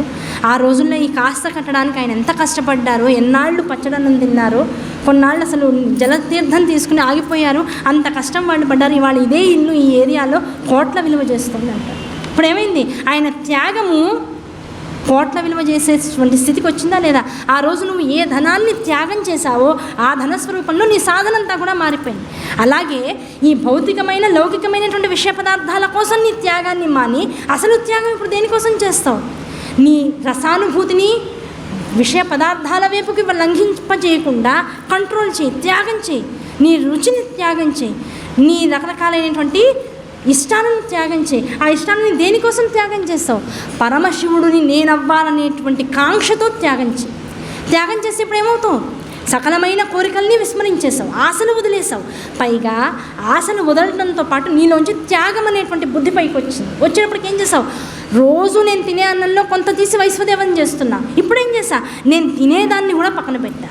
స్వామి గబుక్కు నేను తింటే నువ్వు వస్తావేమో, ఆ నువ్వు వస్తావనే భావన ఉన్నంతసేపు త్యాగం ఉంటుంది. ఆ త్యాగం చేయగా కొన్నాళ్ళకి ఏమవుతుంది? నేను తింటున్నా. ఇప్పుడు నేనేమయ్యా? నువ్వు వస్తావని ఇన్నాళ్ళు త్యాగం చేశాను, ఆ నువ్వు నేనుగా మారి శివుణ్ణి ఆ ప్రసాదాన్ని స్వీకరిస్తున్నా. మారిపోయిందా లేదా స్థితి? ఆ స్థితి పొందడం కోసం మొట్టమొదటి నువ్వు చేయాల్సింది ఏంటయ్యా అంటే ఆశలను విడిచేసేవయ్యా. ప్రథమమైనటువంటి క్రియాయోగం. ఆ క్రియాయోగంలో ఏమంటే శివుణ్ణి పట్టుకోవడానికి ఈజీ స్టెప్స్ చెప్పండి. ఆశల్ని వదిలేసేయండి. గుడికి వస్తే పూజ చేస్తే ఏదో జరుగుతుంది, ఇంకెక్కడికో వెళ్ళిపోయి ఫలానా క్షేత్రానికి వెళ్తే ఇంకేదో జరుగుతుంది. ఎక్కడికి వెళ్ళినా ఏం జరగదు, ఎప్పటిదాకా జరగదు? నువ్వు మారేదాకా జరగదు. మనలో ఉండేటువంటి విషయవాసన దూరం అయ్యేదాకా జరగదు. కనుక ఈ ఆశలు పరిమితమైనటువంటి స్థానంలోనే ఉంటున్నాయి. అపరిమితమైనటువంటి శక్తివి నువ్వు. ఆ శక్తిని తెలుసుకోవడం కోసం ఆశల్ని వదిలేసే. ఫస్ట్ ఎప్పుడైతే ఆశల్ని విస్మరిస్తావో నెక్స్ట్ ఏమిటి? నీ మీద నీకు కోరిక పోయింది. ఇప్పుడు నెక్స్ట్ ఏమిటి? పరనింద చేయకయ్యా. ఎవరిని కూడా పొరపాటున కూడా వాళ్ళు చేసేది తప్పే కావచ్చు కాక ఆ తప్పు నీకెందుకు కనపడుతుంది? చాలామంది అంటారు, ఏమంటే ఎదుటివాడు చేసేది తప్పన్నప్పుడు ఆ తప్పుని చెప్పాలి కదా, చెప్పకపోతే దోషం కదా. అది తప్పుని తప్పండం కూడా తప్పేనా? నువ్వు శివ ధ్యానంలో శివయోగంలో ఉన్నవాడు అయితే ఇప్పుడు ఆ తప్పు ఎలా కనపడుతుంది? ఈ నింద నేను చేస్తానేమో అని ఆ నిందని నాకు కనపడేలా శివుడు మాయ చేస్తున్నాడు. ఆ నిందని నిందగా కాక ఇది కూడా మాయగా గ్రహించి శివస్వరూపంగా గ్రహించి నేను నమస్కరించి పక్కకి వెళ్ళిపోతే, నిందాస్తుతి చేయకుండా వదిలేసేస్తే ఇప్పుడు ఏమవుతుంది? నిందను కూడా గ్రహించకుండా వీడు తనలో ఉన్నటువంటి అహంకారాన్ని అంతటిని వదిలేస్తున్నాడు, దాన్ని కూడా త్యాగం చేసేస్తున్నాడు. అయ్యా వీడు ఒకరిని వేలెత్తి చూపించావంటే అంత అర్థం ఏమిటి? అహంకార రూపుడు నువ్వు. అహంకారం దగ్గర నువ్వు చేసే తప్పు అంటున్నావు. నువ్వు చేసే తప్పు అంటే అర్థం ఏమిటి? ఆ తప్పుని గ్రహించేటువంటి తప్పు నీలో ఉంది, ఈ తప్పును వదిలే, ఆ తప్పు నీకు కనపడకుండా పోతుంది. నిన్న చెప్పుకున్నాం, ఏదైతే ప్రపంచంలో వికార స్వరూపంగా కనపడుతుందో ముందు ఆ వికారం నీలో ఉంది, అది గ్రహించు. ఆ వికారం తెలియకపోతే ఈ వికారం నీలో లేనట్లే. ఎదుటివాడి భాష అర్థం కావట్లా, నీకు అది అసలు జ్ఞానమే, ఆ ధ్యాసే లేదని అర్థం. లేదు వాడు తిడుతున్నాడండి, వాడు అలా మాట్లాడుతున్నాడండి, నా గురించి ఎన్ని తప్పులు మాట్లాడుతున్నాడండి, ఆ ధ్యాస అంతా నీలో ఉందయ్యా. ముందు నీలో ఉన్న తప్పుల్ని సరిదిద్దుకో. అవి అసలు తప్పులు కానే కావు. అవి తప్పులా కాదా అని తెలియడం కోసం, నిన్ను నువ్వు స్కాన్ చేసుకోవడం కోసం, నిన్ను నువ్వు ముందు ఎక్స్రే బాగా తెలుసుకోవడం కోసం పరమాత్మని ఎదుర్కొండా నిన్ను నిందించేవాడిని, నిన్ను దోషభూయిష్టంగా చూసేవాడిని, తప్పు మాట్లాడేవాడిని, తప్పు చేసేవాడిని చూపిస్తుంది. అన్నింటికీ శివమయం అనుకున్న తర్వాత ఈ తప్పు కూడా శివమయమే. నమస్కరించి పక్కకి తప్పుకో. ఎదుటి వాళ్ళ యొక్క తప్పుని నిందించుకు. ప్రశాంతంగా మౌనంగా నవ్వుతూ హాయిగా ఉండు. ఎవడు చేసిన దానికి వాడు అనుభవిస్తాడు. బుద్ధి ఏమంటారు? బుద్ధి మనం అనుభవించినటువంటి కర్మవశాత్తు మాత్రమే మారుతుంది. బుద్ధి కర్మానుసారిణి అంటారు. కనుక ఎవరి కర్మ వారిదే. నువ్వెందుకు ఆ కర్మలోకి వెళ్తున్నావు? నీకున్న కర్మయోగాన్ని వదిలేసి. ఎంత బేసిక్ రూల్స్ చూడండి. ఏమంటే అంతర్ముఖమైనటువంటి స్వరూపాన్ని ఆధ్యాత్మికంగా దర్శించాలి అంటే క్రియాశీలతగా ముందు ఇక్కడి నుంచి స్టార్ట్ చేయి. ఆసన్ని వదులుకో, పరనింద చేయడం వదిలేసేసేయి. అలాగే ఇంకోటి ఏం చెప్తాడు? పాపము చేయకుండా ఉండు. కాదు పాపము చేయకుండా అంటే అర్థం ఏమిటి? పాపము యందు అనురక్తి కలగకుండా జాగ్రత్తపడు. పాపము చేయాలనేటువంటి భావన కూడా రాకూడదు. పాపము చేయాలనే భావన రాకుండా అంటే అర్థం ఏమిటి? శివానంద లహరిలో శంకరాచార్య వారు అన్నారని చెప్తాం. అయ్యా వాళ్ళ ఇంట్లో అది ఉంది, వీళ్ళ ఇంట్లో ఉంది, వాళ్ళు ఆ నగలు వేసుకున్నారు, ఈ నగలు వేసుకున్నారని చూసినంత మాత్రము చేత, దాని మీద ఆసక్తి కలిగినంత మాత్రము చేత నేను చోరున్నైపోతున్నాను కదా. అలాంటప్పుడు పాపం అని ఇది తప్పు, ఇది ఇలా కాదు, అది అలా కాదు, లేకపోతే నువ్వెందుకు ఇలా అన్నావు, నువ్వెందుకు అలా అన్నావు, ఇది రైటా, ఇది రాంగా, ప్రతిదీ తర్కిస్తూ పోతూ ఉంటే ఇప్పుడు ఏమవుతుంది? ప్రపంచమంతా కూడా దోషభూయిష్టంగా కనపడుతుంది. దోషభూయిష్టమైనటువంటి ప్రపంచాన్ని అంటే ప్రపంచాన్నంతటినీ దోషభూయిష్టంగా చూస్తూ ఎవరో ఒకళ్ళని ఏదో ఒక మాట అంటున్నావు అంటే కనపడేదంతా కూడా పాపమే అనేటువంటి భావనలోకి వచ్చావు కదా. ప్రపంచము శివస్వరూపం అనుకుంటే శివుణ్ణి తప్పనేటువంటి భావనలోకి వస్తున్నావు, అది పెద్ద పాపం కదా. అందరి వైపు వేళ్ళు చూపిస్తున్నావు, ఇది తప్పు అంటున్నావు. ఈ తప్పు అని అందరూ తప్పే చేస్తున్నారండి. ఏదో పెద్ద ప్రవచనాలు వింటారనుకుంటాం కానీ, ఏదో స్తోత్రాలు చేస్తామంటున్నారు కానీ, ఫైనల్గా ప్రతివాడు ఉన్న పనులే చేస్తున్నాడని అనేస్తావు. ప్రతివాడు అంటే అర్థం ఏమిటి? ఇప్పుడు ఆ ప్రతివాడు కలిస్తేనే ఇక ప్రపంచం. ఇప్పుడు నువ్వు ఎవరిని నిందిస్తున్నావు? శివనింద చేస్తున్నావు. శివనిందానికి మించిన పాపం ఉందా? కనుక ప్రపంచంలో ఏదో జరుగుతోంది, అదంతా తప్పు, నేనేదో బాగు చేయాలి, ఉద్ధరించాలనేటువంటి సంకల్పం లేకపోయినా శంకరాచార్యుల వారిలాగా కనీసం చూస్తున్న దాన్ని ఇది అని నువ్వు ఎప్పుడైతే వేలెత్తి చూపిస్తూ పోతావో అది పాపము కన్నా కూడా గొప్ప పాపమయ్యా. ఆ పాపం నుంచి నువ్వు బయటికి రావాలంటే ఏం చేయాలి? అసలు పాపము గ్రహించగలిగేటువంటి స్థితిని నువ్వు నిరోధించే. ప్రపంచమంతా శివమయమే. ఆ శివమయమైనటువంటి జగత్తులో ఇంకా పాపం ఏమిటి? ఉన్నదంతా శుభంకరమేగా, మంగళకరమేగా, ఆనందకరమేగా, రసోపేతమేగా. ఆ రసోపేతమైనటువంటి ప్రపంచాన్ని రసస్వరూపంగా ఉన్నటువంటి రసలింగంగా చూడాలి తప్ప దోషభూయిష్టమైనటువంటి స్వరూపంగా దర్శించాను అంటే మహాపాపం కాదు. ఇంకెన్ని జన్మలు పోతే నాకు శివదర్శనం అవుతుంది, ఆ భావన వచ్చిన ప్రతిసారి అవుతుంది. మనుషుల్లో ఉన్నటువంటి దోషాలు గుణాలు కనపడడం మానేస్తాయి. ప్రతివాడిలోనూ రసోపేతమైనటువంటి రసాత్మక లింగం కనబడుతూ ఉంటుంది. ఆ రసోపేతమైన లింగ స్వరూపాన్ని ఎప్పుడైతే నువ్వు అందరిలోనూ దర్శిస్తూ పోతావో నీలో ఉన్నటువంటి ఆ రసలింగము ఇక్కడ ఆధ్యాత్మలింగంగా దర్శనమిస్తుంది. అది నీ యొక్క అసలు స్థితి. దాన్ని దర్శించడానికి కోసం ప్రయత్నం చేయి. ఆశల్ని విస్మరించే, వదిలేసి, పరులను నిందించకు. పాపాలతో కూడుకున్నటువంటి లోపభూయిష్టమైనటువంటి నీలో ఉన్నటువంటి అంతరంగాన్ని మార్చుకునే ప్రయత్నం చేయి. దాంతోపాటు ఇంకేం చేస్తావు? మనస్సుని ఎప్పుడైతే ఈ మూడు కలిగాయో త్యాగం చేసేసావు, ఆశల్ని వదిలేసేసావు, ప్రపంచాన్ని శివస్వరూపంగా చూడడం మొదలెట్టావు. ఎప్పుడైతే ఈ 3 స్థితుల్ని అనుభవంలోకి తెచ్చుకున్నావో ఇప్పుడు ఏమైంది, మనసు సమాధి స్థితిని పొంది. ఇంకా ఏం చలనం లేదు దీనిలో. మంచి లేదు, చెడు లేదు, సుఖము లేదు, దుఃఖము లేదు, పాపము లేదు, పుణ్యము లేదు. అన్నింటినీ శివస్వరూపంగా దర్శించగలిగేటువంటి ఒక శివోహం స్థితి నీలో అలాగా స్థిరచిత్తంతో ఉంది. ఆ స్థిరచిత్తాన్ని అనుభవిస్తూ సమాధి స్థితిలో ఎప్పుడైతే ఉంటావో ఆ స్థితిలో మనస్సు అనేటువంటి కమలంలో అలా సమాధి స్థితిలో ఉండి ప్రపంచంలో ఏ విషయం వైపుకి మనస్సు చరించట్లా. మనస్సు ఎప్పుడైతే చరించట్లేదో ఇంద్రియాలు ఆగిపోయినాయి, బయటికి ప్రసరించడం ఆగిపోయినాయి. ఎప్పుడైతే ఇంద్రియాలు మనస్సుతో పాటు లోపల ఆగిపోయినాయో ఇప్పుడు దర్శించేది ఏమిటి, లోపల ఆగిపోయినాయి అంటున్నావు అంటే అంతర్ముఖమైనట్లు లెక్క. ఎప్పుడైతే మనస్సు ఇంద్రియాలు అంతర్ముఖమైనాయో ఇప్పుడు కనపడేది ఏమిటి, రసలింగము అని చెప్పాం. ఆ రసలింగమే అక్కడ ఉన్నటువంటి హృదయ కమలంలో ఉన్నటువంటి ఆధ్యాత్మలింగమయ్యా. అటువంటి లింగ దర్శనం చేయాలంటే ఇప్పుడు నీకేం కావాలి, ఈ 3 నేర్చుకో. ఇవాళ నుంచి శివపురాణం అంతా చదివి నేర్చుకున్నది ఏమిటయ్యా, ఆశల్ని విడనాడు, మొత్తం ఆశల్ని వదిలేసేయి, పరుల నింద చేయకుండా మానేసేసేయి, మొత్తం ప్రపంచం అంతా కూడా శివస్వరూపంగా దర్శనం చేయి. ఈ 3 నువ్వు ఎప్పుడైతే చేస్తూ పోయావో కొన్నాళ్ళకి ఈ అభ్యాసం చేయగా ఈ సాధన చేయగా ఏమవుతుంది, అంతర్ముఖుడమయ్యేటువంటి అనుగ్రహం శివానుగ్రహంగా నీకు లభిస్తుంది. ఆ శివానుగ్రహం లభించిన తర్వాత ఇప్పుడు ఏం చేస్తావు, శివుడిగా మారిపోతావు తప్ప శివానుగ్రహం వచ్చిన వాడు మళ్ళీ ఇంకో రూపం పొందడానికి అవకాశం లేదు. అటువంటి స్థితి నీకు వచ్చేస్తూ ఉంటుంది. కనుక ఇప్పుడు ఇన్ని పట్టుకున్నవాడు లోపల ఉన్నటువంటి రసలింగాన్ని పట్టుకున్నాడు. ఈ రసలింగాన్ని పట్టుకున్నటువంటి ఈ దేహం ఇప్పుడు ఏమైంది, కాశీపురం అయిపోయిందయ్యా. ఈ కాశీపురంలో ఇప్పుడు విశ్వనాథుడు ఎక్కడున్నాడు, ఎక్కడ ప్రాణం ఉందో అక్కడ పక్కనే ఉన్నాడయ్యా. ప్రాణం ఎక్కడుంది, నీకు ఎక్కడ నొప్పి ఉంటే ఎక్కడ బాధ ఉంటే అక్కడ ఉంది. ఇప్పుడు బాధ లేదు, నొప్పి లేదు, అంతా శివమయమైంది. ఇప్పుడు శివలింగం ఎక్కడుంది, ఆధ్యాత్మలింగం నీ స్వరూపంగా మొత్తం జగత్తంతా భాషిస్తుంది. ఆ శివలింగం ఇప్పుడు ఎక్కడుంది, కాశీ క్షేత్రం అనబడేటువంటి ఈ దేహంలో రసోపేతమైనటువంటి లింగంగా నీ యందు ఉండి జగత్తుకంతటికి కూడా మోక్షస్థానాన్ని దర్శింపచేస్తూ ఉంది. కనుక ఇలా తనలో తను అంతర్ముఖుడై తనలో తను ఆనందాన్ని పొందుతున్నటువంటి జీవుడిలో శివుడు ఎలా ఉంటాడు అంటే మోక్షస్థానాన్ని అవధరించి చూసినవాడు ప్రతివాడికి కూడా ఆనందాన్ని కలిగించేటువంటి స్థితికి వచ్చి హాయిగా స్థిరంగా ఉంటాడు.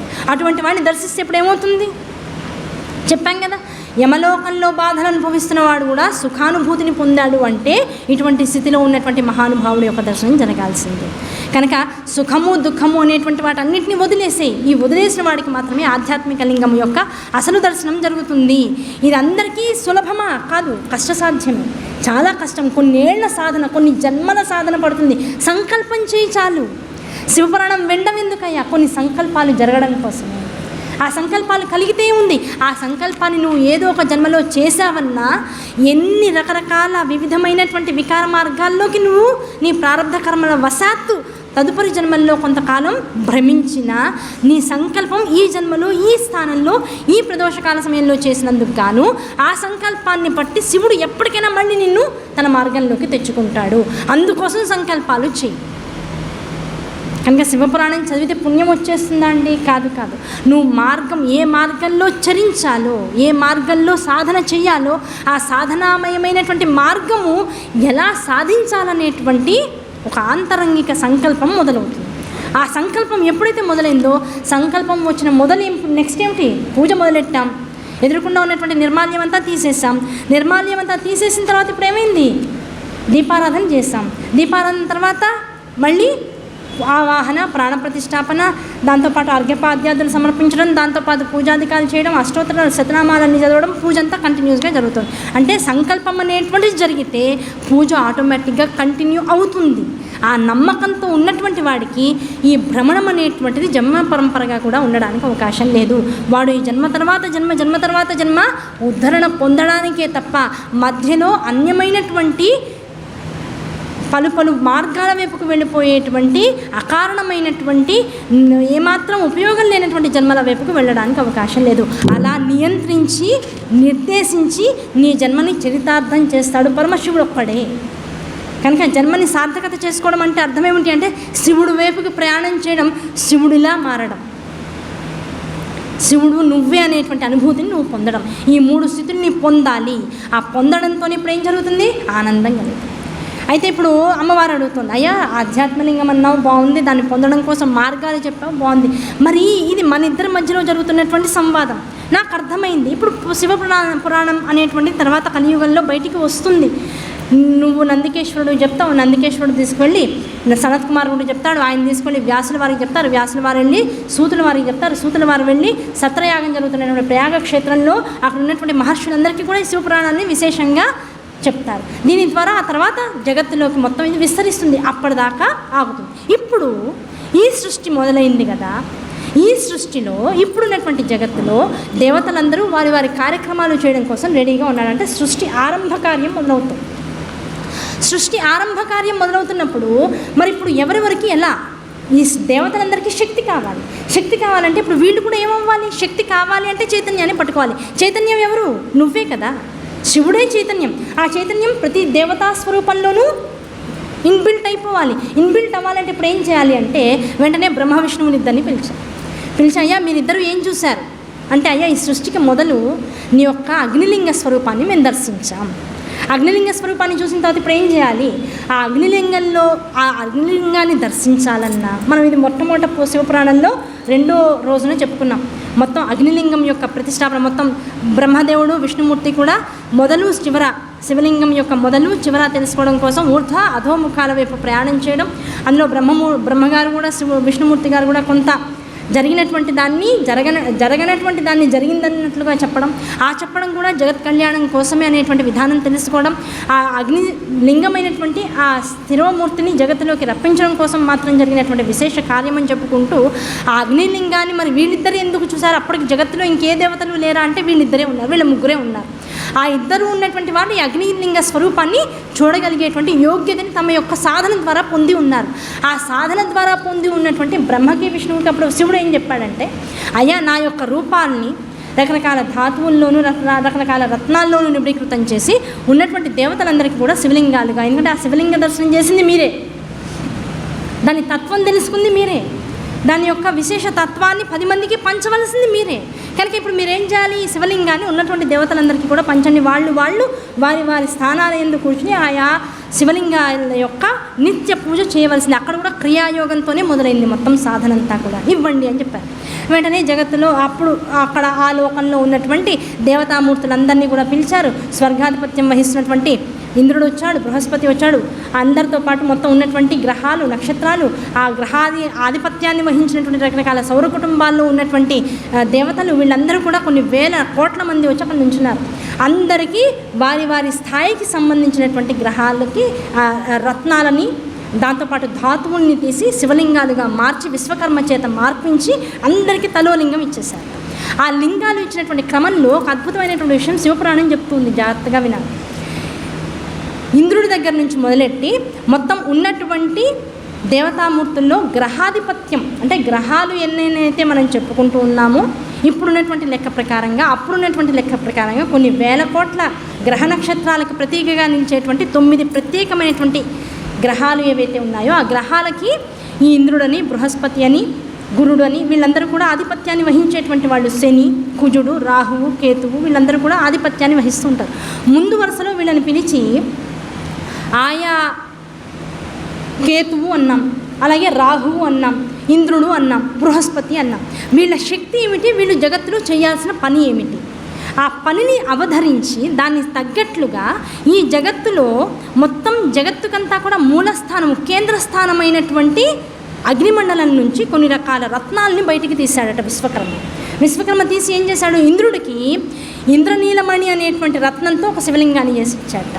ఇంద్రనీలమణి అనేటువంటి దాంతో శివలింగం చేసి ఇంద్రుడికి ఇస్తే ఆ ఇంద్రుడు ఆ ఇంద్రనీలమణిని విశేషంగా ఆరాధించడం వల్ల ఇంద్ర పదవిని పొందేటువంటి స్థితి. అప్పటిదాకా ఇంద్రుడు అని పేరు మాత్రమే, ఇంద్ర పదవి తర్వాత వచ్చింది.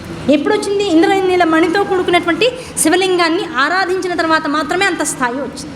తర్వాత బృహస్పతిని పిలిచి పుష్యరాగంతో ఉన్నటువంటి రత్నాన్ని తీసి ఆయనకి శివలింగాన్ని తీసి ఇచ్చారు. శని వచ్చాడు, ఆయనకి నీలలోహితమైనటువంటి రత్నాన్ని బయటికి తీసి శివలింగాన్ని చేసి ఇచ్చారు. ఇలా ఒక్కొక్క గ్రహానికి సంబంధించి ఒక్కొక్క రత్నాన్ని బయటికి వెలికి తీసి దాంతో శివలింగం చేసి ఇచ్చారు. ఇప్పుడు ఏమైపోయింది, అంతసేపు అది పేరు, గ్రహానికి ఉన్నటువంటి పేరు మాత్రమే, ఇంతసేపు రత్నానికి ఉన్నటువంటి రంగు మాత్రమే. ఈ రంగు తత్వము రెండూ కలిసి శివానుభూతిని పొందుతూ ఎప్పుడైతే అక్కడ శివ పూజ జరిగిందో ఆ శివుని యందు, శివలింగము యందు ఉన్నటువంటి శక్తి ఆ గ్రహము యందు, రత్నము యందు కూడా భాషించి ఆ రత్నాన్ని ఇప్పటికీ కూడా కలియుగంలో తర్వాత రోజుల్లో పూజాధికాల కన్నా కూడా రత్నధారణలు, రాళ్ళధారణలు చేయడం ద్వారా మన శక్తిని, మన చైతన్యాన్ని పెంపొందించుకోవచ్చు, అదృష్టాన్ని మార్చుకోవచ్చు అనేటువంటి నమ్మకాలు కూడా పెరుగుతాయి. కనుక ఆ నమ్మకాన్ని కూడా వృద్ధి చేసేది శివుడే అవ్వాలి తప్ప అన్యమైనటువంటి మతాలు కానీ అన్యమైనటువంటి విషయాలు కాదు. కనుక ఆ శివుణ్ణి ఆ రత్నాల్లో ఆయా గ్రహ నిర్ణేతలుగా నిర్ధారించి ఈ దోషం ఉన్నవాడు ఆ రత్నాన్ని ధరిస్తే, ఎందుకు ధరిస్తే వాడికి ఆ దోషం పోతుంది? ఆ రత్నానికి అధిపతి అయినటువంటి ఏ గ్రహము ఆ రత్నాన్ని శివలింగ స్వరూపంగా కొన్ని యుగాల పాటు అభిషేకించి ఉన్నాడు, దాన్ని పూజించి ఉన్నాడు. ఆ పూజా ఫలితంగా ఆయా రత్నాల్లో శివ చైతన్యం అంతా వచ్చి నిబిడీకృతమై ఉంది. ఆ రత్నాన్ని ఇవాళకి మనము కాస్త శివుడి దగ్గర ఏదైనా రత్నం తీసుకున్నాం, వజ్రం తీసుకున్నాం, లేకపోతే ఇంకో పుష్యరాగమణి తీసుకున్నాం, లేకపోతే ఇంకో దాన్ని ఏమంటాం కనక పుష్యరాగం తీసుకున్నాం, ఇంకో వజ్రం తీసుకున్నాం, ఇంకేదో అంటారు, రకరకాల రత్నాలు తీసుకున్నాం. కొనంగానే ఏం చేస్తారు పెద్దవాళ్ళు, ఇంట్లో ఉన్నవాళ్ళు, ముందు అభిషేకం చేయించుకోను అన్న. ఎందుకు? ఏమంటే ఇదివరకు మీరు ఇప్పుడు శివపురాణంలో ఏం చెప్పారు? ఇన్ని రత్నాలు అంతమంది గ్రహాల దగ్గరికి వెళ్ళి, అంతమంది దేవతల దగ్గరికి వెళ్ళి, అంత శక్తిని పట్టుకుని శివలింగ స్వరూపంగా కదా ఇంకా జగత్తులో ఉన్నాయి. మరి అంత శివలింగ స్వరూపాన్ని, శక్తిని పొంది ఉన్నటువంటి వాడిని ఇలా కొనుక్కుని అలా వేసుకోక మళ్ళీ శివుడి దగ్గర ఎందుకు పెట్టాలి? ఇంతకాలము కూడా శివుడికి అవి కూడా దూరమై శివ చైతన్యాన్ని తమలో కలిగి ఉన్నాయి. కానీ శివుడు అనేటువంటి ఒక చైతన్యాన్ని విస్మరించి రకరకాల మనుషుల చేతుల్లో, లౌకికమైన భౌతికమైనటువంటి ఆసక్తులు ఉన్నటువంటి మనుషుల చేతుల్లో, పరికరాల చేతుల్లో పడి ఉన్నాయి. వాటిలో ఆ చైతన్యము కొంత సూక్ష్మ స్థాయికి వెళ్ళిపోయి ఉంది. దాన్ని మళ్ళీ ఉద్దీపనం చెందించాలంటే ఏం చేయాలి? నువ్వు ఏమిటో దాని పక్కన నిన్ను కాసేపు ఉంచాలి. ఉంచితే అప్పుడు ఏమవుతుంది? ఆ రసలింగం పక్కన ఉన్నటువంటి ప్రతి ధాతువు అయ్యో నేను ఇదే కదా, అదే కదా మనిషికి కూడా చెప్తున్నావు. ఈ మనిషి శివుడి నుంచి వేరైపోయి ఎన్ని జన్మల నుంచో రకరకాల పరికరాలతోనూ వస్తువులతోనూ నిబిడీకృతం అయిపోయి అవన్నీ నేను అనుకుంటున్నాడు, శివుడు నేననే విషయాన్ని మర్చిపోయాడు. ఒక రత్నానికి, రాయికే శివ మహిమ అంత ఉండి నీ భాగ్యాన్ని మారుస్తుంటే అసలు నువ్వే శివుడు అయితే అసలు నీ భాగ్యాన్ని ఎవరో మార్చడం ఎందుకు? నువ్వు మార్చుకోలేవా? అప్పుడు ఎక్కడుండాలి? రత్నము, రాయి కూడా శివుడు పక్కన ఉండి శివుడుగా మారాలని భావిస్తుంటే నువ్వు ఇప్పుడు ఎక్కడ ఉండాలి? శివుడు పక్కనే ఉండి శివుడు ఆరాధనలు నిత్యము చేస్తూ, శివ పూజను నిత్యము చూస్తూ, శివప్రసాదాన్ని నిత్యము స్వీకరిస్తూ, శివానుగ్రహమైనటువంటి జీవితాన్ని శివప్రసాదంగా అనుభవిస్తూ పోవాలి. అప్పుడు కదా నేను శివుడు అనే భావన నేను మళ్ళీ జాగృతం అవుతుంది. ఆ జాగ్రత్త అవస్థలోకి నువ్వు రావడం కోసం ఇంత ప్రయత్నం చేయవయ్యా. ప్రతిదాన్ని శివుడు ఏం చేస్తున్నాడు? ప్రతి విషయాన్ని తీసుకొస్తున్నాడు. పార్వతీదేవితో చెప్పినట్లుగా పైకి తీసుకొస్తున్నాడు. తీసుకొచ్చి ఒక రాయికి, రత్నానికి ఇంత ఉంది పార్వతి, నువ్వు కష్టసాధ్యం అంటున్నావు, కష్టసాధ్యమే. ఆ కష్టాన్ని అనుభవించేది నేను. వాడు సాధన చేయాలి. ఏమిటా సాధన? నా పక్కన కూర్చోవడం, నా నామాన్ని పలుకుతూ ఉండడం, నాకు చేసేటువంటి అభిషేకాన్ని చూస్తూ ఉండడం, నా తీర్థప్రసాదాలని శ్రద్ధగా తీసుకుంటూ ఉండడం, నాకు సంబంధించినటువంటి విశేష తత్వాన్ని విచారిస్తూ ఉండడం, రుద్రాక్ష ధారణ చేస్తూ ఉండడం, భస్మ ధారణ చేస్తూ ఉండడం చాలు. ఇంతకు మించి వాడికి ఏమన్నా రూపాయి ఖర్చు పెట్టమన్నామా? ఏ రూపాయి కల్లా రోజు పొద్దున్నే 7 8 వస్తే శారదాంబ నిలయంలో శంకరమఠంలో పొద్దున్నే బ్రహ్మగారు శివాభిషేకం చేస్తారు. అయ్యో మా ఇంట్లో జరగవండి, మా ఇంటి చుట్టుపక్కల వాళ్ళు ఎవరు చేయట్లేదండి, మరి మేము ఎలా శివభావనతో కలిగి ఉండాలి? పొద్దున్నే గుడికి రావయ్యా. లోపల డి విటమిన్ తగ్గిపోయింది, బి విటమిన్ తగ్గిపోయిందంటే పొద్దున్నే సూర్యుడి ముందు నుంచోట్లా నుంచుంటున్నావా లేదా? సూర్యుడి ముందు నుంచుంటే డి విటమిన్ వచ్చేస్తుందా అండి? లేకపోతే ఇంకేదో విటమిన్ వస్తుందా అండి? ఎముకలు బాగుపడుతున్నాయంటే ఆయన నుంచి దూరం అవుతున్నావు కనుక ఆయన నువ్వే అని తెలుసుకోవడం కోసం, నీ లోపల ఉన్నటువంటి సూర్య తేజస్సునంతా మళ్ళీ నీలోకి తెచ్చుకోవడం కోసం దాన్ని ఎదుర్కొండా నుంచుంటున్నావు. శివుడు అనే భావన నీలో పోతుంది. రోజు వచ్చి నుంచో, ఎదుర్కొండా శివుడు ఎదుర్కొండా నుంచో. పుణ్యం వస్తుందని కాదు సుమా, నువ్వు అదే అని తెలుసుకోవడం కోసం రావయ్యా. శివరాత్రి రోజు బాగా పూజ చేస్తే, బాగా జాగరణ చేస్తే, బాగా ఉపవాసం ఉంటే పుణ్యం వస్తుంది, ఏమీ రాదు, నీరసం వస్తుంది. తర్వాత 10 మంది చెప్పుకుంటాం, అసలు ఈసారి శివరాత్రి అండి ఎంత బాగా జరిగిందో, అసలు పచ్చి గంగ ముట్టుకొని 10 సార్లు చెప్పుకుంటాం. ఎందుకంటే అది బాధపడుతుంది లోపల నిన్ను. పచ్చి గంగ కూడా ముట్టుకోలేదు, పంచగంగ కూడా, అది బాధ లోపల. కారణం ఏమిటి? శివుడికి నీళ్లు కావాలి, నువ్వు తాకపోతే ఎట్లా? ఆయనకు అభిషేకం జరగల ఆ రోజు. తప్ప ఒప్ప? ఇప్పుడు లౌకికంగా 2 రకాల వాదాలు ఉంటాయి. ఏమండి పచ్చిగంగ కూడా తీసుకోకుండా ఉంటే శివానుగ్రహం బాగా కలుగుతుంది. అయ్యా పచ్చిగంగ కూడా తీసుకోకపోతే లోపల ఉన్న ఆధ్యాత్మ శివుడికి అభిషేకం ఎట్లాగండి జరిగేది? నువ్వా తాగేవాడివి, నువ్వా తీసుకునేవాడివి, నువ్వా అనుభవించేవాడివి. లోపల ఉన్నవాడు చైతన్య స్వరూపుడు కదా. జపోజల్ప శిల్పం సకలమపి ముద్రా విరచన గతి ప్రాదక్షిణ్య క్రమణమస్నాద్యాహుతి విధి ప్రణామ సంవేశ సుఖమఖిలమాత్మార్పణ దృశ సపర్యాపర్యాయ స్తవ భవతు ఎన్మే విలసితం. నువ్వున్నవాడు నీ కోసం కాదురా, ఈ దేహం ఎలాంటిది, జడము, దీనికి ఆకలి దప్పికలు లేవు. ఉన్నవాడు వాడు లోపల ఉన్నాడయ్యా, రసోపేత లింగంగా ఉన్నాడు. ఆ రసోపేత లింగానికి నిత్యాభిషేకం జరగాలి. వాడి కోసం నీళ్లు తాగు, వాడికి ప్రసాదం నివేదించాలి. నువ్వు ఈ గుహ ద్వారా లోపలికి పంపించవయ్యా, బిలద్వారంలోకి. దాని ద్వారా స్వీకరించేవాడు ఆయనే. నువ్వు తింటున్నాను అనుకుంటున్నావు, అనుకుని నువ్వే ఆ వస్తువుగా మారిపోతున్నావు. అసలు నువ్వు తినేవాడివి కాదు, తాగేవాడివి కాదు, అనుభవించేవాడివి కాదు. నువ్వు చేసిన ప్రతి విషయం లోపల ఉన్నటువంటి వాడి కోసమే. ఆ లోపల ఒకడు ఉన్నాడనేటువంటి విస్మృతిని కలిగింది అంతే. ఆ విస్మృతి, ఆ అడ్డుగా ఉన్నటువంటి గోడని తీసేసే, పగలగొట్టాలంటే ఏం చేయాలి? శక్తి కావాలి. శక్తి సాధన వల్ల వస్తుంది. సాధన చేస్తూ పో. ఆ సాధన చేయగా ఎప్పటికి వస్తుంది?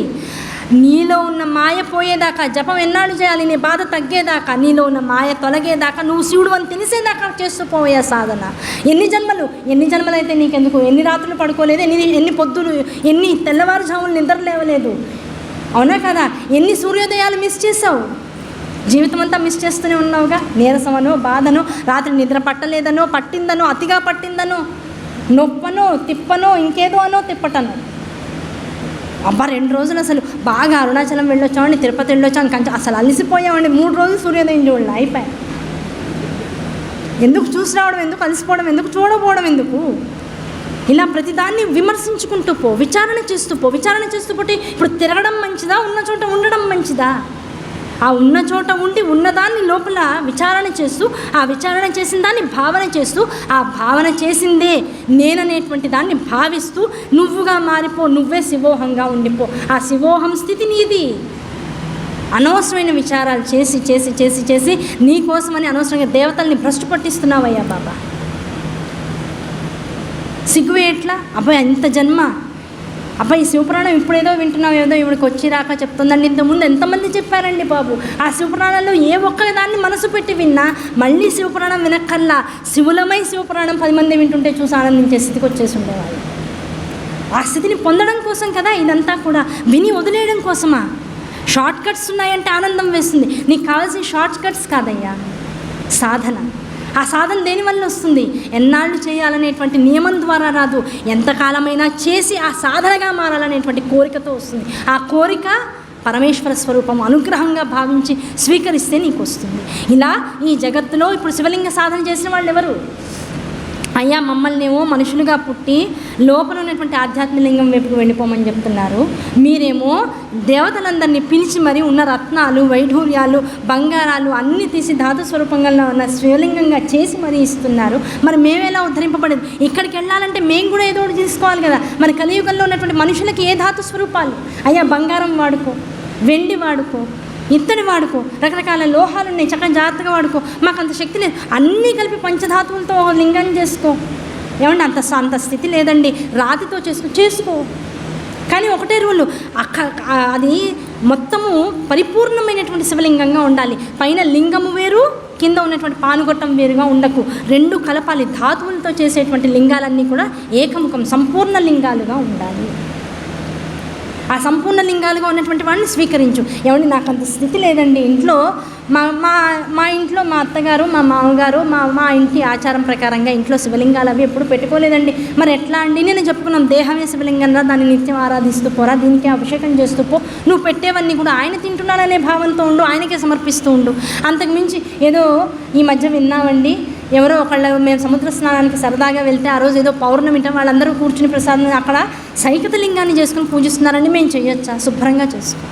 ఏమంటే నదీ స్థలానికి వెళ్ళామండి, ఒండ్రుముట్ట దొరికింది, బంకమని దొరికింది, లేకపోతే పుట్టమని దొరికింది, దీంతో మేము పార్థివలింగాన్ని చేసుకున్నాం. చేసుకో. ఆ పార్థివలింగ పూజ, సైకతలింగ పూజ కలియుగంలో అత్యంత ప్రామాణికములు, అత్యంత ఫలదాయకములు. ఈ లింగాలన్నింటినీ నిత్యారాధన చేస్తూ పో. నిత్యారాధన చేయాలంటే రోజు నదీ స్నానానికో సముద్ర స్నానానికో వెళ్ళలే, ఉండేది హైదరాబాద్లో, అవునా కదా? ఈ హైదరాబాద్ నుంచి రోజు సముద్రము నదికి వెళ్ళాలంటే ఎలా కుదురుతుందండి? కనీసం ప్రత్యేకమైన తిథుల్లో ప్రయాణించి, ప్రత్యేకమైనటువంటి రోజుల్లో చేయి, ప్రత్యేకమైనటువంటి విశేష లగ్నాలు ఉన్నటువంటి రోజుల్లో చేయి, సంక్రమణలు జరుగుతున్నటువంటి రోజుల్లో చేయి. ఇలాంటి రోజుల్లో చేస్తే ఉద్ధరింపబడతావు. అది చేయగా నీ లోపల ఉన్నటువంటి లింగం పోల్చుకుంటూ ఉంటుంది. అవునా కదా? పిల్లలకి ఏబిసిడీలు నేర్పిస్తాం, ఇల్లు నేర్పిస్తాం, ఆ అమ్మాయి ఇల్లు, A for apple, B for bat చూపిస్తుంటాం. ఆ చిన్న పిల్లవాడు కొత్తల్లో రంగు చూస్తాడు, ఆకారం చూస్తాడు, తర్వాత దాన్ని పోల్చుకునేటువంటి ఆకృతిని చూస్తాడు. అది చూడగానే ఇది అని పసిగెడుతూ ఉంటాడు. లోపల ఉన్నవాడు ఎలాంటి వాడు అన్నీ తెలిసినవాడు, బయట ఉన్నవాడు ఎలాంటి వాడు అన్నీ తెలిసి మాయలో కూరుకుపోయినవాడు. వీళ్ళిద్దరికి ఏం చేయాలి? ఎప్పుడు ఒకళ్ళని చూపిస్తూ ఉండాలి. చూపించగా కొన్నాళ్ళకి అలవాటు అయిపోయింది దానిగా మారి. అవునా కదా? అలా మారిపోవాలంటే రోజు శివలింగ పూజ ఎందుకండి? మేము కర్మలన్నీ మానేద్దాం అనుకుంటున్నాం, అంత ఆధ్యాత్మిక విశ్లేషణ, విచారణ, తర్కము వీటిల్లోనే ఉండిపోదాం అనుకున్నాం. కర్మ లేనిదే దృశ్యమాన ప్రపంచంలో ఏది సాధ్యం కాదు. కనుక క్రియతో మొత్తం నువ్వు అన్నీ చేస్తూ ఆ క్రియ ద్వారా ధ్యానం కుదురుతుంది, ధ్యానం ద్వారా జ్ఞానం వస్తుంది. ఆ జ్ఞానము సమాధి స్థితిని మాత్రం పొందగలదు. ఆ జ్ఞానమే సమాధి స్థితిలో నీకు ఆనందాన్ని కలిగిస్తుంది. ఆ సమాధి స్థితియే నీలో ఉన్నటువంటి ఆధ్యాత్మ లింగ స్వరూపం. ఆ లింగ స్వరూపాన్ని దర్శించాలంటే ఇన్నిటిని నువ్వు వదిలేయాలి. అసలు దేని దగ్గర ఏదిగా నున్నావో దాని దగ్గరగా నువ్వు చరిస్తూ పో. అలా చరించగా కొన్నాళ్ళకి ఏమవుతుంది? రాయి. అందుకనే ఆర్షధర్మమైనటువంటి భారతావనిలో రాయి శివలింగమే, రత్నము శివలింగమే, ఇసక శివలింగమే, చెట్టు శివలింగమే. ఏమంటే చెట్టు ఎలా శివలింగం అవుతుందండి? మరి చెప్తారు. ఏమంటే శివుడికి అత్యంత ప్రీతికరమైనది ఏంటండి? ఇందాక చెప్పుకున్నాం, త్రిపుండ్రాలు నిత్యము భస్మధారణ చేయండి. ఆ భస్మధారణ చేస్తూ ఇంకా ఎలా చేయాలి ఏమిటి, ఇంకా విశేషతత్వాలు శతరుద్రీయంలో ఉన్నటువంటి అయ్యవారి యొక్క నామాలకి అర్థం చెప్పుకునే కన్నా అసలు ఆ శతరుద్రీయమని పలకగలిగేటువంటి అర్హత వచ్చినటువంటి ఈ జన్మల్లో అసలు రుద్రుడు అంటే ఆయనకి ఇష్టమైన పనులు ఏమిటి? ఈ గృహస్థాశ్రమ ధర్మంలో, ఈ కలియుగంలో, అసలు ఈ క్రమంలో తెలియకుండా రకరకాల డైలమాల్స్లో ఉండి ఏది తెలియక్కర్లేదో అది ఎక్కువగా తెలుస్తూ, ఏది తెలియాలో అది అసలు తెలియకుండా పోతూ, ఏది చేయక్కర్లేదో అది అతిగా చేస్తూ, ఏది చేయాలో అది పూర్తిగా మానేస్తూ ఉన్నటువంటి ఈ దోషభూయిష్టమైనటువంటి కాలంలో మనిషి ముందు తెలుసుకోవాల్సిందేంటి? ఏది మనము అతి సులువుగా చేసుకోవాలి, ఏ భావన అతి నియంత్రణతో, ఎంత గురువు అనుగ్రహంతో మనలోకి రావాలి, ఆ భావాన్ని ఎంత పరిపృష్టంగా లోపల పెంచుకుంటూ పోవాలి, ఆ పరిపృష్టమైనటువంటి భావంతో ఎంత విచారణ చేస్తూ పోవాలి, ఆ విచారణ క్రమంగా ఎంత ధ్యానాన్ని నిలుపుకోవాలి, ఆ ధ్యానంతో ఎంత తపస్సు చేయగలగాలి, ఆ తపస్సు ఎంత జ్ఞానం కింద భాషిస్తూ పోవాలి. ఇలా తెలుసుకుంటూ పోతే నిత్యము శివ పూజ చేసినా చేయకపోయినా, ఇంట్లో శివలింగం ఉండకపోయినా, స్నానం చేసిన ప్రతిసారి శివలింగమే గుర్తొస్తుంది. నీ శరీరం నీకు గుర్తొస్తుందా? రాకూడదు. ఆహార పదార్థం చూస్తున్నావు, అది ఎలా ఉంది? ధవళ పదార్థంగా ఉంది. ఎలా ఉంది? వర్తులాకారంగా ఉంది. అన్నం కంచెలో పెట్టుకున్నావు, ప్రతి మెతుకు శివలింగమే. ఏమండి మరి శివలింగం అని ఇన్నిసార్లు అంటున్నారు కదా, మరి అమ్మవారికి అయ్యవారికి ఏమాత్రం భేదం లేదంటున్నారు కదా. ఈ భేదం లేనటువంటి వాళ్ళు మరి అయ్యవారిని ఏమో శివలింగం అన్నాక అమ్మవారిని మరి చెప్పుకునేటప్పుడేమో మీరు ధ్యాన శ్లోకంలో బిందు, త్రికోణ, వసుకోణ, దశారేత్మ, మన్వస్త్ర, నాగదళ, షోడశ పత్రయుక్త వృత్తత్రయం చ ధరణి సదనత్రయం చ అని చెప్తున్నారు కదా. మరి అక్కడ వర్తులాకారమైనప్పుడు ఇక్కడ బిందువు, త్రికోణము ఎందుకని? త్రికోణం ఎక్కడి నుంచి వచ్చింది? వెంటనే డౌట్ వస్తుంది. అయ్యవారికి అమ్మవారికి అభేద స్వరూపం కదా. అభేద స్వరూపులుగా ఉన్నవాళ్ళు రూపంలో తేడా ఎందుకు వస్తుంది? ఆయన శివలింగంగా ఉండాలి, ఈయన శివలింగంగానే ఉండాలి. మరి ఇన్ని రకాల ఆవరణలు ఎందుకు ఏర్పడ్డాయి అంటే దానికి మొన్ననే చెప్పుకున్నాం అద్భుతమైనటువంటి ప్రవచనం. అయ్యా బిందువే కరెక్టే, ఆ బిందువు ఎలా ఉంది? ఆ బిందువు ముందల రావడానికి మునుపు వర్తులాకారంలో అంటే ఒక గుడ్డు స్థితిలో ఉంది. ఆ గుడ్డుగా ఉన్నటువంటి దానిలో అది అమ్మగా పోల్చి ప్రకృతి స్వరూపంగా తీసుకుంటే, ఆ ప్రకృతి స్వరూపంగా ఒక పుచ్చకాయ తీసుకుని అయ్యా అక్కడ ఉన్న వాటిలో వాడు ఏదో ఇలా కొడుతూ ఉంటాడు. అది ఎందుకు కొడుతున్నాడో మనకు అర్థమవుతుంది. ఆ కొడితే ఏం వినపడుతుందో మనకు అర్థం కాదు. ఎర్రగా ఉంటుందా? మనం అడిగే ప్రశ్న ఏంటి? ఫస్ట్ తీయగా ఉందా, ఎర్రగా ఉందా? తీయగా తింటే కానీ తెలియదు. ముందు ఎర్రగా ఉంటే తీయగా ఉంటుందని నమ్మకం. ఆ ఎర్రగా ఉంటుందా అని అడుగుతాం. వాడు అంటాడు, అమ్మ కాట్కే తెస్తామమ్మా, అప్ దేకో, అగర్ ఎర్రగా లేదు హేతో నేను ఉంచేసుకుంటాను, బాగుంటే మీరు తీసుకెళ్ళండి అంటాడు. అవునా కదా? ఆ వెంటనే మనం ఏం చేస్తాం? కట్ చేయి, చిన్న ముక్క కట్ చేయి, మరి పెద్దది కట్ చేస్తాడు, పాడైపోతుంది, తొందరగా వాసన వస్తుంది, మన బాధమని. వాడు ఏం చేస్తాడు? వెంటనే ముందు కత్తి కాదు పెడతాడు. ఆ కత్తి కాటుకి సరిగ్గా సమాంతరంగా ఒక త్రికోణం చేస్తారు. ఆ త్రికోణం చేసి మళ్ళీ ఎక్కడ బిందువు పెట్టాడో అక్కడే చాకు పెట్టి ఆ త్రికోణాన్ని బయటికి తీస్తాడు. చూడండి అమ్మ ఎంత ఎర్రగా ఉందో అంటాడు. అవునా కదా? ఇప్పుడు బిందువు వచ్చింది, త్రికోణం వచ్చింది, ఉన్నది వర్తులాకారమేగా. ఆయన శివలింగ స్వరూపంగా భాషిస్తున్నాడు, అమ్మవారు ప్రకృతి స్వరూపంగా. ముందు లోపలే ఉందో, లోపల ఎన్ని మాయలున్నాయో, మంత్రాలున్నాయో, ఖనిజాలున్నాయో, రత్నాలున్నాయో, అవన్నీ ఎలా ఉంటాయి? రకరకాల ధాతు స్వరూపాన్ని అవతరించి ఉంటాయి. దానంతటిని నీ లోపల చూస్తే కట్ చేస్తే వస్తుంది, ఎరుపే వస్తుంది. ఆ ఎరుపు ఈ ఎరుపు ఒకటేరా, కానీ దాన్ని తెలుసుకునేటువంటి విధానంలోనూ రుచిలోనూ తేడా ఉంటుంది. అది ప్రకృతిపరమైనటువంటి జీవుడుగా తీసుకుంటే మనిషి సప్తధాతు నిర్మిత దేహంతో ఉంటాడు, సాధనాయుతమైనటువంటి సంకల్పాలతో ఉంటాడు. పదార్థంగా తీసుకుంటే రకరకాల ఫలాలతో గాను, పుష్పాలు గాను, కూరగాయలు గాను, రకరకాల ధాన్యాలు గాను ఉంటుంది. ప్రతి వస్తువుని చూడు వర్తులాకారంలో వీలున్నంత వరకు ఉంటుంది. దాని అంతరాంతరాలలోకి వెళ్తే ఏమొస్తుంది, ఇందులో ఉన్నటువంటి పొరలన్నీ కూడా మాయ కమ్మినటువంటి ఆ పొరలన్నీ కూడా విడిపోతూ ఉంటాయ్యా. ఆ విడిపోతూ ఉండడాల్లో మొట్టమొదటి క్రమం ఏమిటాయా అంటే ముందు బిందువు, తర్వాత త్రికోణము, ఆ త్రికోణాన్ని కిందకి వెళ్తే చతురస్రాకారం. ఇప్పుడు దాన్ని కట్ చేయాలి. మనం ఏం చేస్తాం, ఇంటికి వెళ్ళాక సాధారణంగా ప్రతి మనిషి మైండ్ సెట్ ఆలోచిస్తే ఎలాగైతే వాడు త్రికోణం చేశాడో దాని నుంచి సరిగ్గా ఏదో ఒక కోణాన్ని పట్టుకుని సగం చేయడానికి ప్రయత్నిస్తాం కాయని, అవునా కదా? దానికి అడ్డంగా కోయం. ఏ కోణాన్ని అవతరించి ఆ కోణానికి సరిగ్గా సగం చేద్దాం అనుకుంటాం. ఆ సగం ఏమవుతుంది, చతురస్ర, బిందు, త్రికోణ, వసుకోణ, 8 కోణాలు. ఇక్కడ కోణం అక్కడ కోణం మీరు లెక్క పెట్టండి. పుచ్చకాయని కోసే విధానం ఒక్కటి వస్తే అందుకే మనకి చాలా విజ్ఞానాన్ని అందించేటువంటి కాలము మాసాల రూపంలో ముందు వైశాఖ మాసంలో బాగా కనబడుతుంది. ఇప్పుడంటే అన్ని మాసాల్లోనూ పుచ్చకాయలు కనబడుతున్నాయి, కానీ చల్లగా తినాలనిపించే కాలం, వేడిని అతిగా ఇచ్చేటువంటి కాలం ఎండాకాలం. ఈ కాలంలో వచ్చేటువంటి రసోపేతమైనటువంటి స్వరూపం దేన్నన్నా చూడు. ఆ దేనన్నా చూస్తే ఏం కనపడుతుంది, ఈ బిందు, త్రికోణ, వసుకోణ స్వరూపంలో మొత్తం జగత్తు యొక్క మాయా స్వరూపం అంతా లేయర్స్గా కనబడుతుంది. దాన్ని ఒకే ఒక రసోపేతమైన స్వరూపంగా చూడాలి అంటే లింగ స్వరూపం దర్శనమిస్తూ ఉంటుంది. ఆ లింగ స్వరూపాన్ని గ్రహిస్తూ ఈ లోపల ఉన్నటువంటి మాయా ప్రకృతిని కూడా గ్రహిస్తూ ఈ రెండింటిలో ఉన్నటువంటి నీ స్వరూపం ఏంటో నువ్వు తెలుసుకుంటూ సాధన ద్వారా నువ్వు ముందుకు తీసుకువెళ్తే ఉన్నదంతా ఏమిటయ్యా అంటే శివోహం శివ. నువ్వు వంకాయ కూర వండుకో, లేకపోతే దోసకాయ కూర పచ్చడి చేసుకో, లేకపోతే ఇంకోటేదో చేసుకో. నువ్వు ఏది చేసుకున్నా ఉన్న వస్తువుని తర్జుమా చేసుకుని నీకు విధానంగా వీలుగా మార్చుకుంటున్నావు తప్ప దాని మూల ప్రకృతి స్వరూపం మాత్రం అయితే శివలింగం లేకపోతే శ్రీచక్ర స్వరూపం. ఈ రెండింటిలో ఉన్నటువంటి అమ్మవారిని అయ్యవారిని తెలుసుకోగలిగావా, ప్రపంచమంతా శివస్వరూపంగా కనపడుతుంది. కేవలం పదార్థ స్వరూపంగా జగత్తును చూసినంతకాలం భౌతికమైనటువంటి దేహాన్ని పోషించుకుంటూ కష్టసుఖాలనేటువంటి సంసారంలో మునిగిపోతూ తేలిపోతూ ఈ జనన మరణ చట్రాల్లో తిరిగిపోతూ ఇదే శాశ్వతం, ఇదే నిత్యం, ఇదే నేను, నా కర్మింతే అంటావు. కర్మని వదిలేసి భగవంతుని పట్టుకున్నావా, కర్మ చేస్తూ యోగాన్ని సిద్ధింపజేసుకుంటావు. కర్మరా బాబు అనుకున్నావా, జనన మరణ చట్రాల్లో తిరిగి బాబోయ్ నాకు కళ్ళు తిరుగుతున్నాయి నాయన, చక్రాన్ని ఆపు అని అరుస్తూనే ఉంటావు తప్ప ఉన్నవాడు నీ ప్రారంభ కర్మ వదిలేదాకా చక్రాన్ని ఆపడు, కరెంటు పోదు. ఇది జీవితం యొక్క అసలైనటువంటి స్థితిగతి. కనుక శివపురాణం ఏం చెప్తోంది, ఇంత చేస్తే నిన్న అదే అయిందండి, ఇవాళ ఇదే అయిందండి. మరి తెలుసుకున్నది ఏమిటి, నువ్వు ఎలా ఉండాలో ఎలా ఉండకూడదు, ఎలా ఉంటే భగవంతుడికి దగ్గర అవుతావు, ఎలా ఉంటే భగవంతుడికి దూరం అయిపోయి ఇంకొన్ని జన్మలు అనవసరంగా వెళ్ళిపోతూ ఉన్నాయి. ఆ అనవసరంగా వెళ్ళిపోయేటువంటి ఈ జనన మరణ చట్రంలోంచి ఆపి కిందకి దిగాలనుకున్న వాడికి శివపురాణం తప్ప తిరుగుతూనే ఉందాం, బాగానే ఉంది, ఎంజాయ్ చేద్దాం, ఇందులోనే సుఖ దుఃఖాలు ఇవన్నీ కూడా నాకు కావాల్సిందే, దీనికోసం తాత్కాలికంగా సౌభాగ్యాల కోసం సంపదల కోసం శివుణ్ణి పట్టుకుంటాను, ఈ తాత్కాలిక అశాశ్వత సుఖాల కోసమే ఇలాగే ఉండిపోతాను, చట్రం తిరుగుతూనే ఉంటుంది.